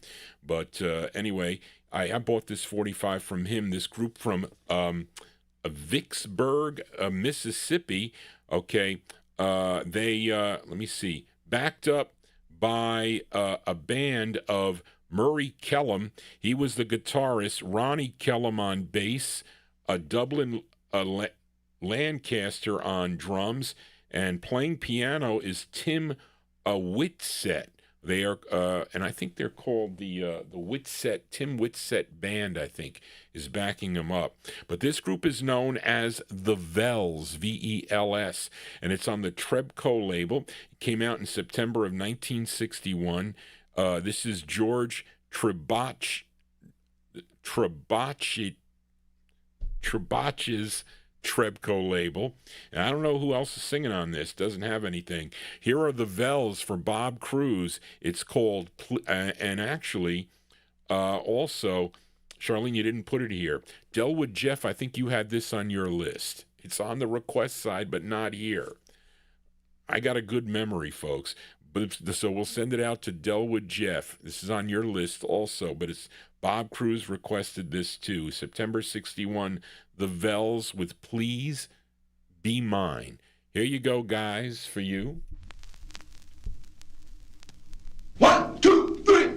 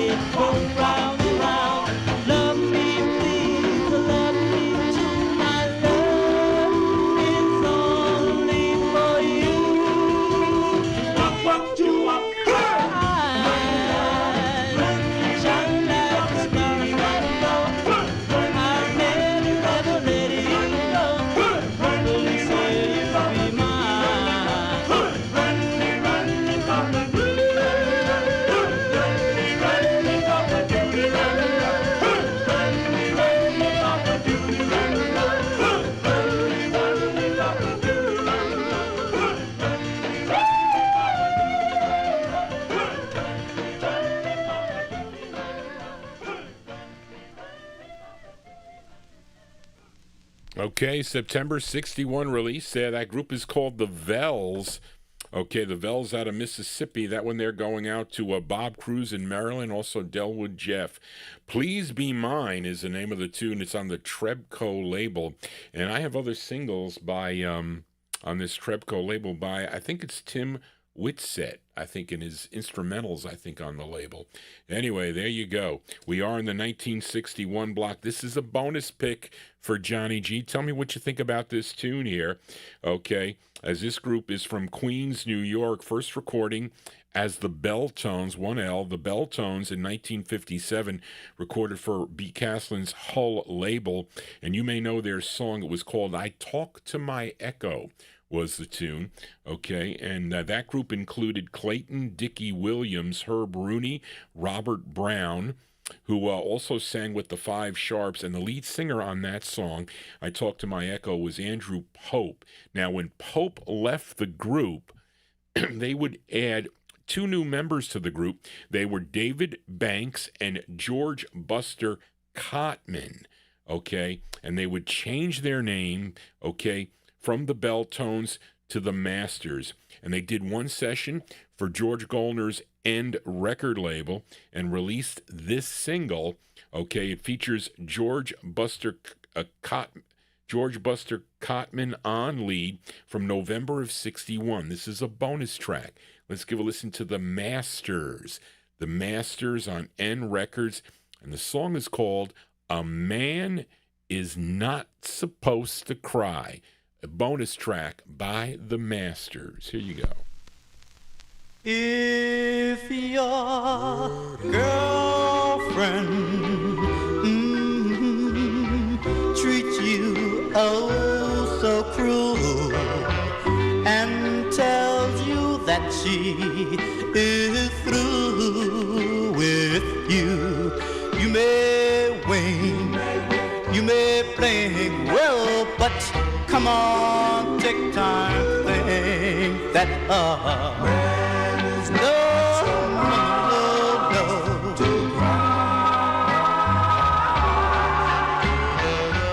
And if you read that good old daily news about a wedding in July,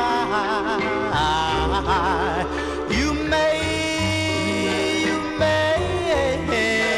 but come on, take time to think that no,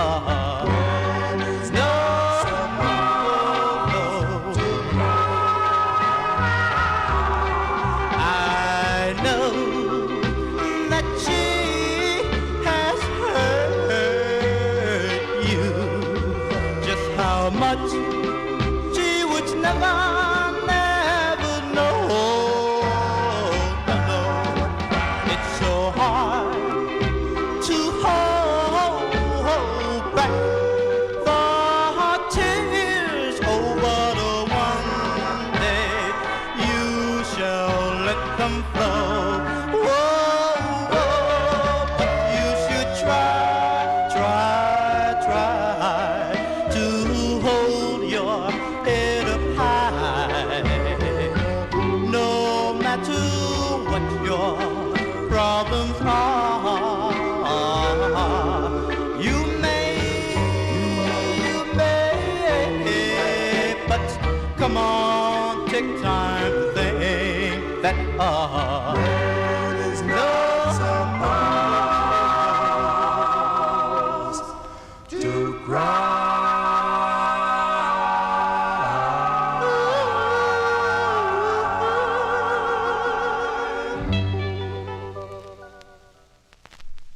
Okay, there you go. Whoops. That is a bonus track.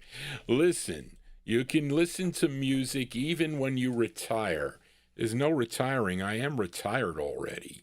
Okay, although I am a caregiver for my elderly parents. Okay, so really I am working. It is like working, so I have less time to really prepare for the show. At one time when I was doing the shows back in 2005, you know, I'd go downstairs, they'd say, Johnny, it's time to eat. So I'd go downstairs and eat. But now it's different. I have to assist. I don't have the time that I did before. I don't know what I would do. I'll cross that bridge when I get to it. Okay, that is for Grandizer in our YouTube chat room. But what do you think of that record? I like that record. That's a great ballad. The Masters there. The Masters, that's George Buster Cotman, Cottman on lead, November 61, George Goldner's N label, A Man Is Not Supposed to Cry.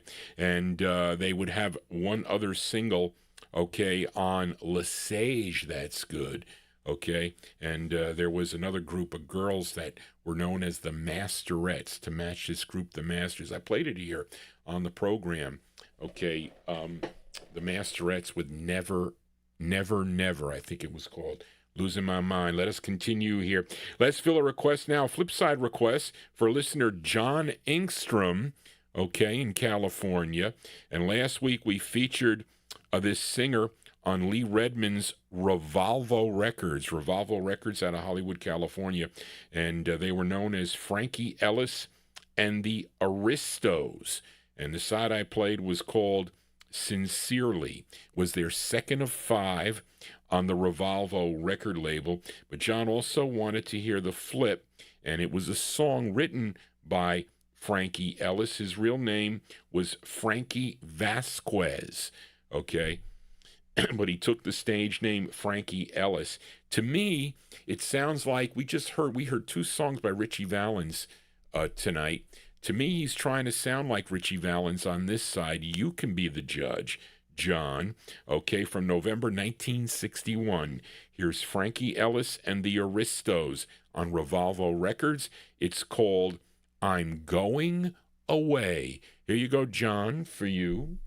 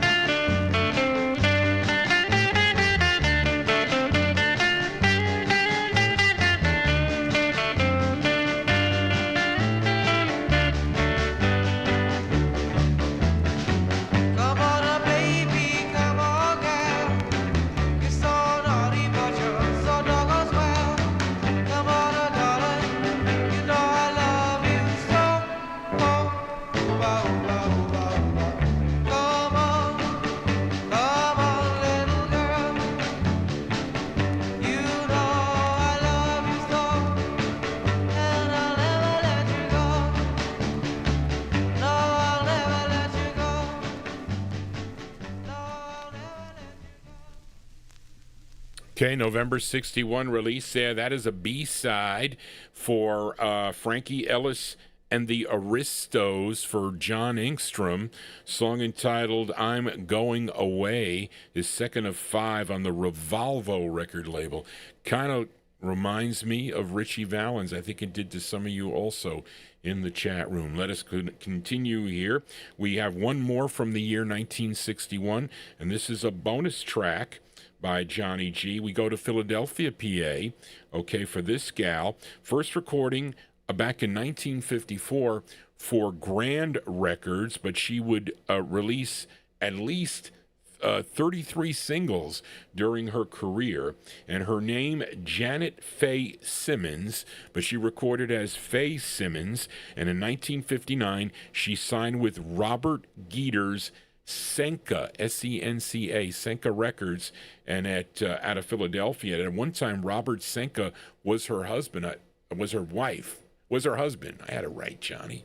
Was her husband, married back in 1947, I think, but I think they got divorced or whatever, but she's still hanging around. Okay, and she would have 6 releases on this Senka label. This was her final release, and there is an uncredited vocal group backing her up on this. I think I won this in a Don Folletti auction, if I'm not mistaken, I think. From May of 1961, let's give a listen to Faye Simmons. Faye Simmons on the Senka label, and the song is called Lonely Girl, a bonus track. Here you go, folks. If I could have seen all the tears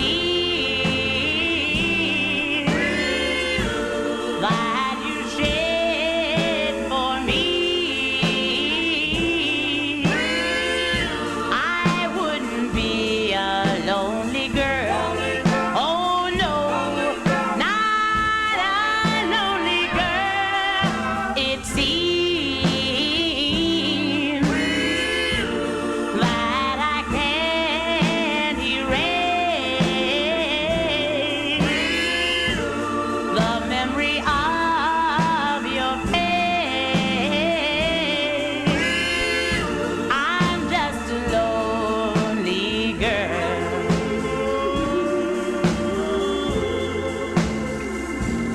I failed to realize the light of love was shining from your eyes for no one else but me. I was much too blind to see.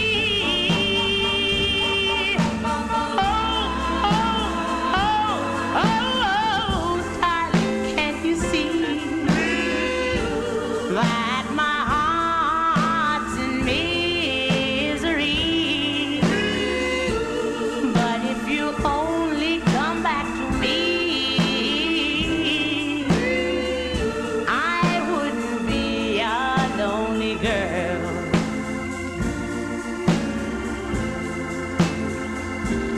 I failed to realize the light of love was shining from your eyes for no one else but me. I was much too blind to see.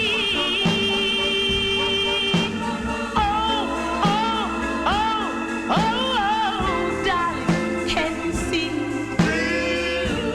that my heart's in misery? But if you'll only come back to me,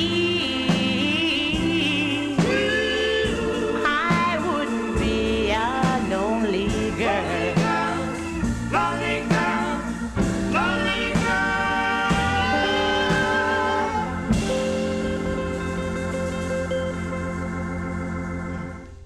Okay, folks, bonus tracks here on a Sunday evening on the Vinyltreasure show. That is Faye Simmons. Faye Simmons from May 1961 on Senka Senka, Senca. Senka Records, Lonely Girl is the name of the tune. And if you want to make a request here for a future Vinyl Treasure show, I can't take requests during the show. I mean, I take instant requests on Wednesday night when I play the soul music, but if you have a request for the Saturday night show or the Sunday night show, okay, you can email me at vinyltreasures@aol.com, and we're going to be working on the soul show for Wednesday evening. I'll be back here on YouTube. We're also live, not tonight though, on oldiesandmore.org. You can hear the stream there on Oldies and More, but let us continue here. Please consider subscribing to Johnny G's Vinyl Treasure Show. Very important to do that so we keep the copyright police away. I hope you dig this music. I play it by year. Yesterday we started in 1951, I think, and we ended in 1957. We began tonight from 1958, and here we are right now in 1962. As we fill a request for Adrian Viterbo in our YouTube chat. He's listening down in Mexico as we go back to Chicago now for this girl group sound, as these gals began recording in 1961 for the Pam label. Okay, they had then they would have with two releases on the Pam label. Well, I thought they were on another label here. I thought they were on what is that gold label? I wrote this thing too. There were a couple of masters that were sold to OK Records, and the result was this release. Okay, because this is on OK Records.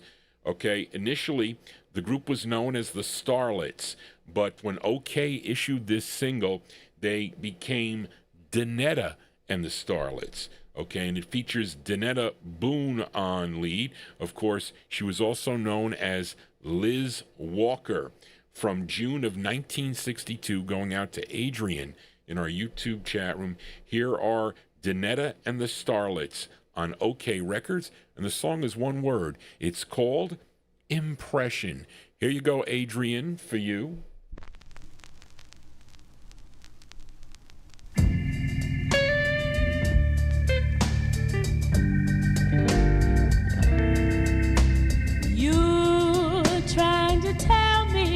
That my love has put me down, that he's been seeing another girl in town, but I know that he is only making an impression.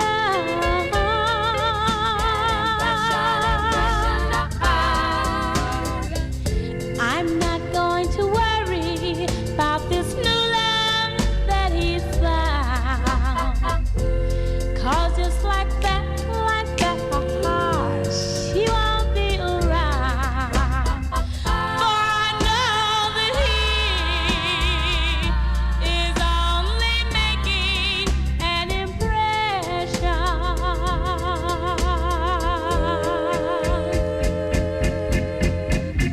He's like a boy who found a brand new toy. It's new, so he thinks that it's mine.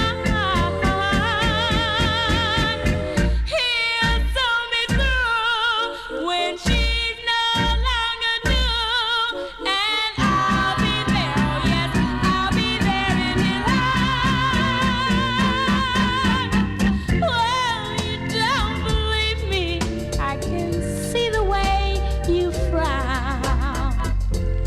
Yes, you're still thinking that my love has put me down, for I know that he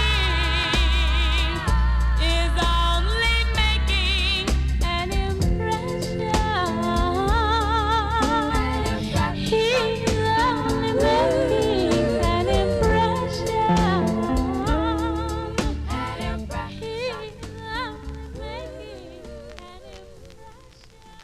Okay, girl group sounds here on the Vinyl Treasure Show for a Sunday. That one there going out to Adrian Viterbo in our YouTube chat room. That is Donetta and the Starlets with Donetta Boone is the lead singer on that from June of 62. Impression is the name of the tune on the OK record label. And now, if you are familiar with a song called I Sold My Heart to the Junkman, I Sold My Heart to the Junkman, you know that song by a girl group called the Bluebells? Well, they are really, this group, okay, the Starlets, okay, and that's the lead singer, okay, Donetta Boone. Anyway, let us continue here on the Vinyltreasure Show. We are in 1962 now. Let's fill a request for listener David Fields. Now, this tune was originally done by Gene Chandler and the Duquesnes. They recorded this in 1961 on the Nat record label, and this, though, was recorded by a group out of Louisville, Kentucky.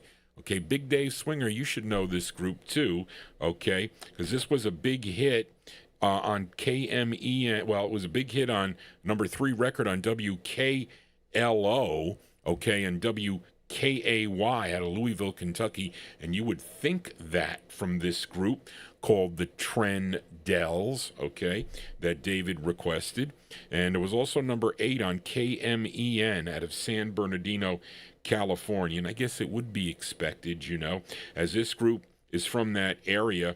Now, this is the same group that recorded for Tilt Records, for Soundstage 7, etc. Now, the members included Joe Bergman, he was tenor, William Summit, baritone, Bill Mathley, bass, and the lead singer is, if I pronounce this right, John Auergan. Did I say that right? John Auergan? Auergan? Johnny G is bad when it comes to that. But this was first issued on the Jam label locally in Louisville, Kentucky. We get picked up by Capitol Records from September 62. For David Fields, here are the Trendells.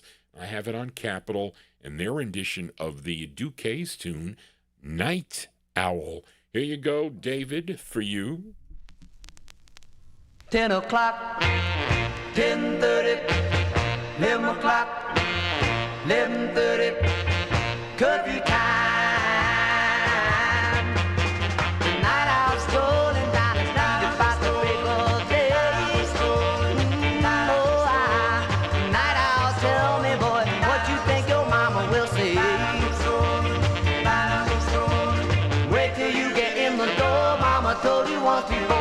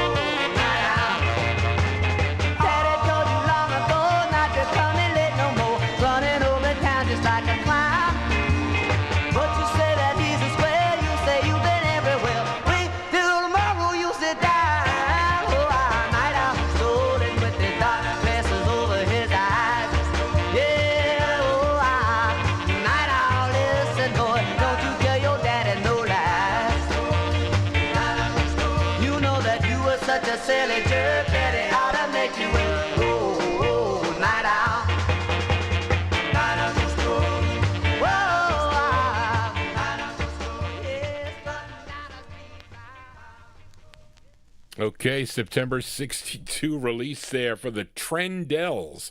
Trendells, the name of the group. That's on the. I have it on the Capitol record label. First issued on Jam Records, and doing the Duquesne's tune Night Owl, which we all are night owl. Well, maybe not everybody, but Johnny G is definitely a night owl. Okay, and this is going out to David Fields. David, if you have the phonetic pronunciation of that lead singer, Big Dave is giving me a bunch of different things here. We don't know how to pronounce it, but that would be appreciated. Anyway, let us continue here on a Sunday evening. This is Johnny G. I'm your Sunday night disc jockey here, and we continue here. We are in the 1962 block, and let's fill a request for Paul Michel. This group hails from Valley Stream, Long Island, okay, and their debut single came out. Well, this is their debut single, I think. This is on Lou Fargo's Express label. So this is a subsidiary of Argo Records, then, I think, Charlene, is what you're telling me. Now, the group included Pete and Vinny Gorman, Bobby Russo, and lead singer Ricky Ricano. Okay, collectively known as Ricky and the Vaisels. Okay, and let me see. But he recorded as Ricky Mango, M-A-N-G-O. Now, this song was written by him when he was 12, with a credit to his mom, Maria Ranco, because he was too young to sign the papers. Wait a minute. Sign which papers? He was too young to sign the papers. He wrote the song for a girl named Lorraine, who was the only girl in the whole school who didn't give him a Valentine's Day card. Was that okay? And sang the song at the school's local dance to her. Okay, so there you go for June of 1962, going out to Paul Michel. Here is Ricky and the Vaisels. I think that's how you say it. Ricky and the Vaisels on Express Records. And the song is called Lorraine. Here you go, Paul, for you.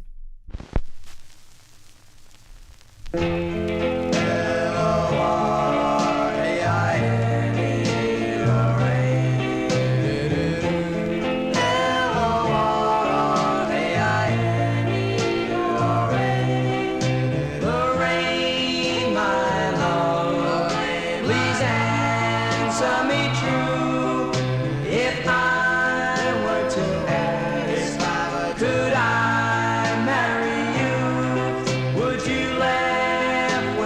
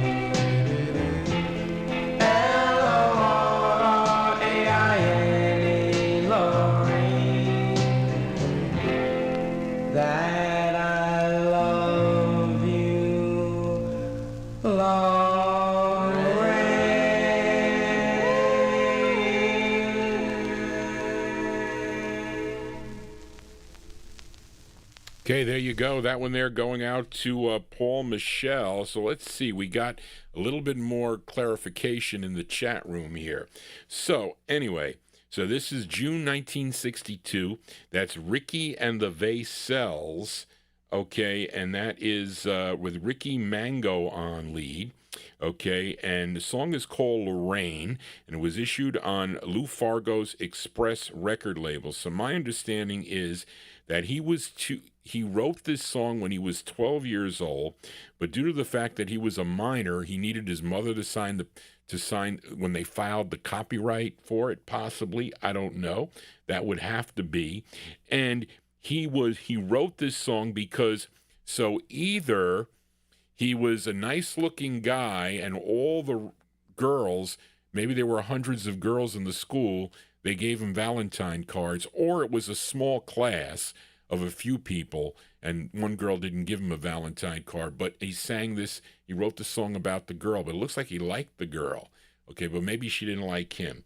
I don't know, but there you go. That one there going out to Paul Michelle. They also have a release on Fargo in 63, okay, which I think I do have. And then they would change their name to the, is that Varcells with an R, Charlene? I don't know about that. I know I have them on Kama Sutra. They had two on Kama Sutra. And then in the mid-60s, they would change their name to the Shaggy Boys with releases on United Artists and Redbird. Those are correct. I have those. But anyway, there you go. Anyway, if you do have a request here for a future Vinyl Treasure show that fits the format, okay, we play mostly vocal groups here and some R&B.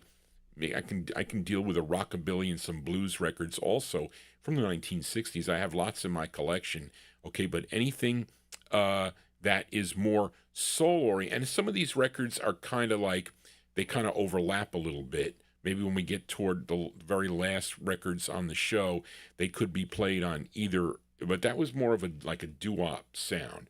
So that would fit this. And I make those decisions, by the way. Sometimes I lean a little bit and I'll play them on the Wednesday show.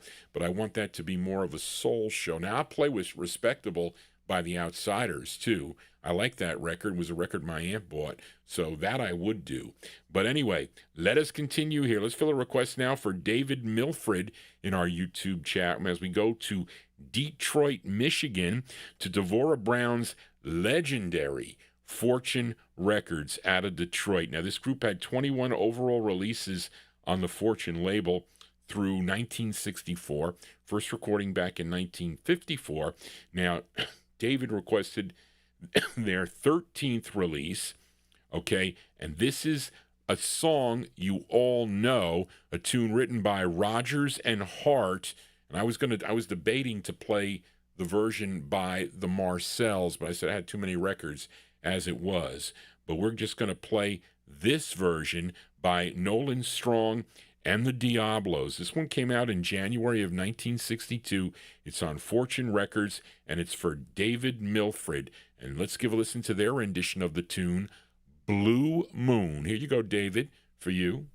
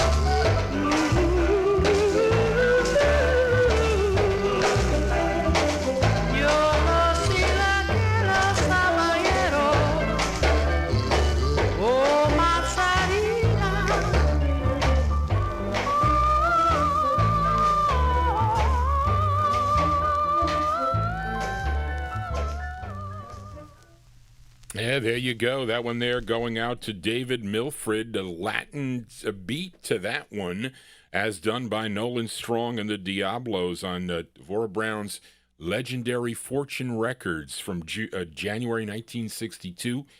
Blue Moon, Nolan Strong and the Diablos. As we continue here in one more from 1962, and this is a request for listener Mike Sape. He wants to send this one out to Frank Chingaro, Joe Shacatano, and Karen Efron. Now, this group first recording for Morty Kraft's Embassy label in 1961 as Chet Barnes and the Skylarks, okay, and came out in December of 61, a song called Is It You, okay, with the group's very next release, okay, which came out on Danny Robinson's Everlast record label. They were just known as the Skylarks. This tune is written by the group's lead singer. His name is Chet Barnes, and this is a request, as it's pouring rain here, I hear it. It's a request for Mike Sape from November 62.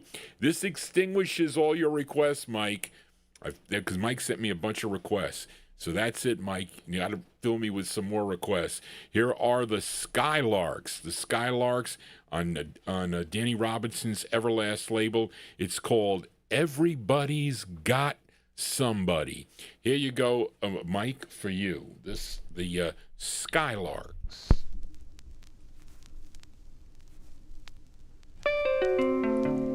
My girl, she don't love me, and my girl, she said she didn't want me, but everybody loves somebody, and everybody's got somebody but me. Everybody loves somebody. Everybody's got somebody. I walk the streets at night, and I can't even eat a bite. My love for her will drive me mad. When she comes home, I'll sure be glad, because everybody seems so happy, and everybody seems so proud, and I'm here crying out loud. What did I do to deserve this miserable bread? I'm so unhappy trying to read this heartache.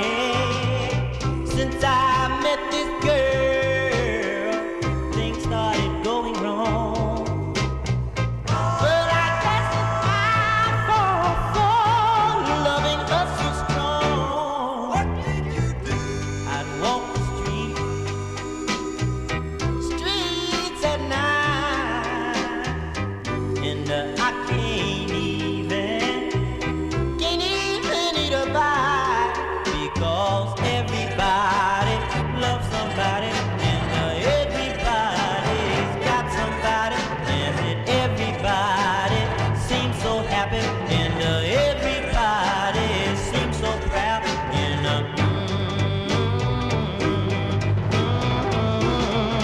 oh yeah, yeah, don't you know? Can't you see what you have done to me? Got me walking the street, can't even eat, losing so much sleep, crying, sighing, missing your love, yeah, my girl, my. Okay, that one there requested by Mike Sabe. Mike, that's a great. I never played this on the program before. I had it in my collection for years, because I collect the Kreider book. That's why. But that one there requested by Mike Sape. Wants to send that one out to Frank Chingaro, Joe Shacatano. I don't know. Karen doesn't listen to this program. She doesn't have time to do it.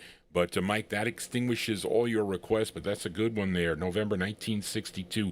That's Chet Barnes on lead with the Skylarks on Danny Robinson's Everlast Records out of New York City. A song entitled Everybody's Got Somebody is the name of the tune. Let us continue now. Let's move into 1963. We fill a request for listener Jim Lampley in Texas. Now, earlier in the program, you heard from the Flamingos. I played my parents' wedding song, okay? I Only Have Eyes for You. That was their fourth release for George Gollner's End record label. But in 1961, two of the members would leave the group, okay? Tommy Hunt, okay, he would pursue a solo career, didn't even tell the group. He just left, recorded for Scepter Records. Had his first record was a song called Human, a great record that he does, which fits either of these shows, mostly the soul show, I would say. Then Terry Johnson and Nate Nelson, they would leave to form the Modern Flamingos, and they had a release on the Pregan label. Nate Nelson's name gets penned to it, but Terry Johnson would leave the group. So that left Jake and Zeke Carey. They were kind of upset. They had to recruit two new members of the Flamingos. They were Eddie Williams and Billy Clark.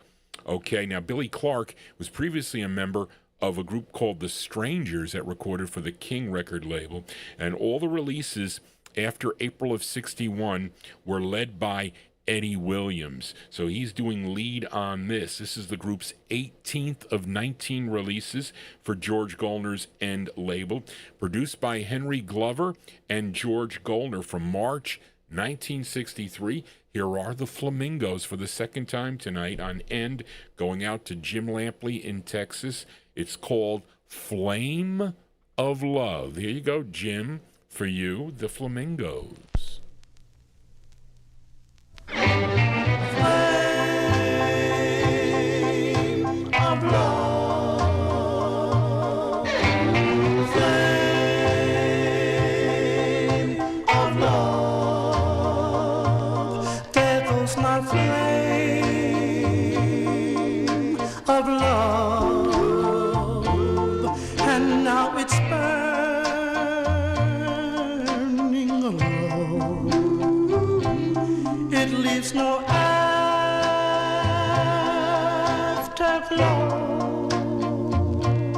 a fading ember glow. There goes my flame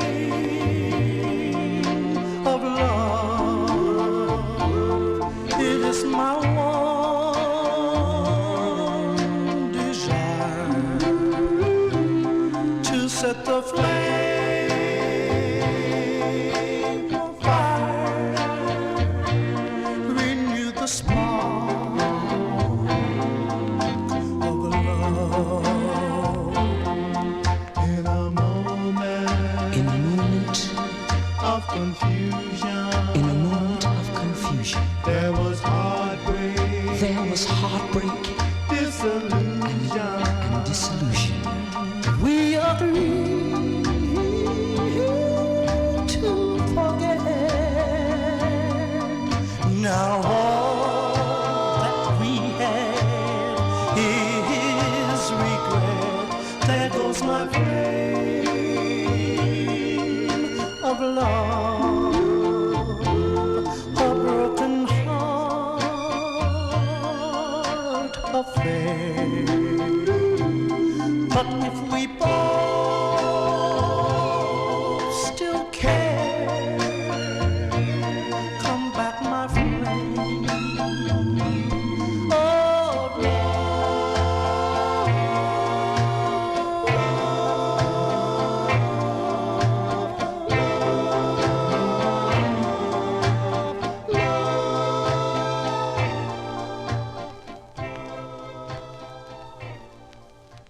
Yeah, March 1963. Those are the Flamingos. They were still trying to hold on to that kind of 50s sound to the group. Of course, they switched when they signed with Philips Records. They became more of a soulful group.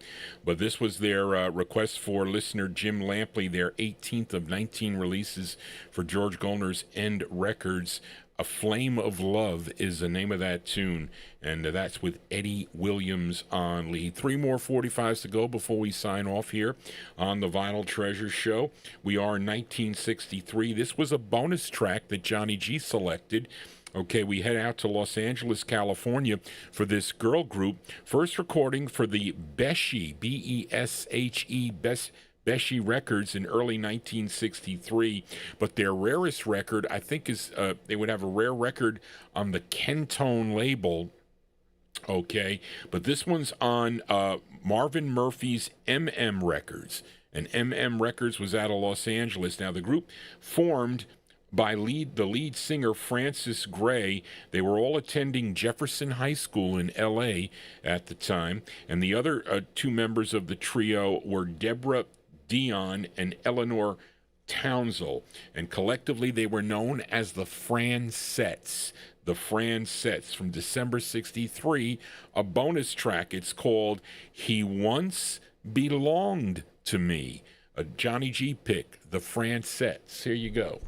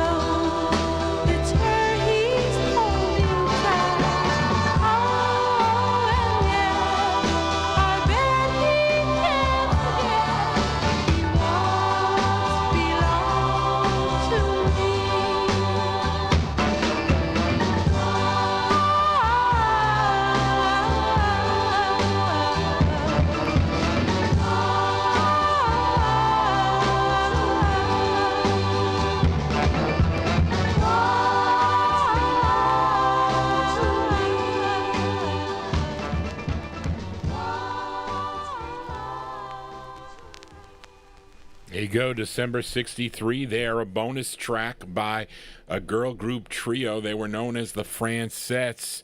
That one there on the MM label, He Once Belonged to Me, is the name of the tune, and they would have later releases on the Sleeper. I think that record also came out on the Wolfie label and also on Challenge and the Valiant label in 1966. 2 more 45s to go before we sign off here for a Sunday evening as we fill a request now for Gary Hendren in Alabama. He picked a rare one here, Gary. I won this record a long, long time ago from a John Tefteller auction. And people didn't know about this record at the time. But I don't know if this is the side that's in demand, but this record is wanted, I think. Okay. Rare California sound.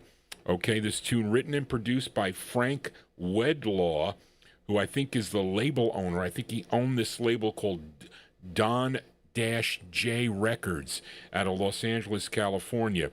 And instrumentation is by a group called the Rockin' Royals. So I didn't check on this to see if there was any further information. This is a really old write-up that Charlene copied. It's from May of 63.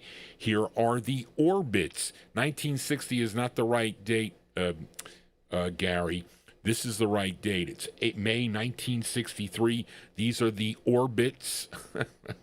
Orbits on Don J. It's called I Need You, going out to Gary Hendren. Here you go, Gary, for you, the Orbits.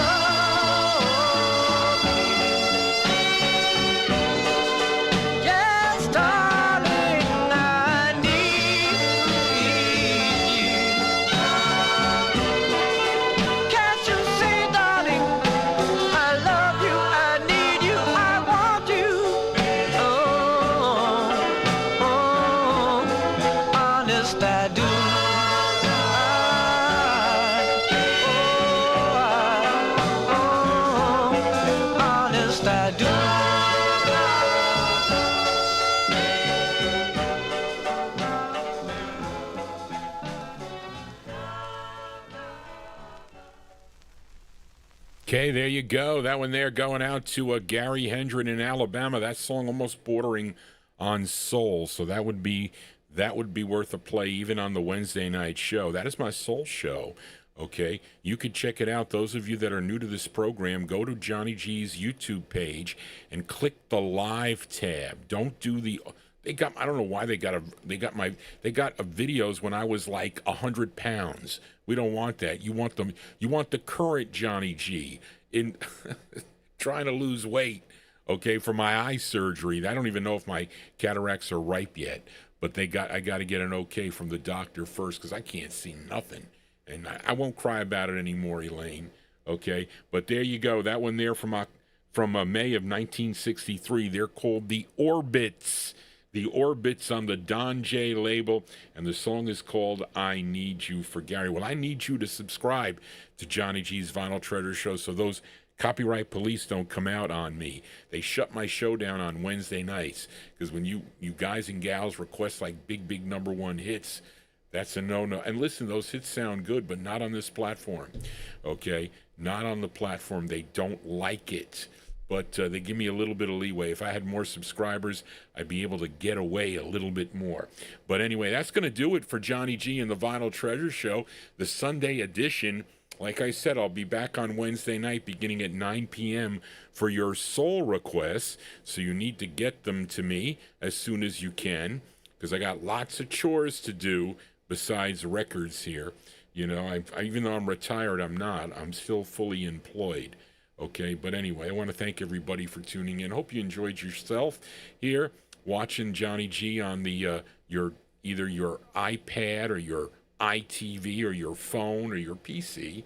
And anyway, you can check out the archive if you missed anything. We opened up the show from 1958. We're closing tonight with 1963. But I want to thank everybody. Thank you, Charlene, for your help. And again, I forgot to mention, Bill Old will be my in-studio guest. Mark your calendars on a day show. Okay, my Thursday show. I used to do a Thursday show every week. Then it was too much.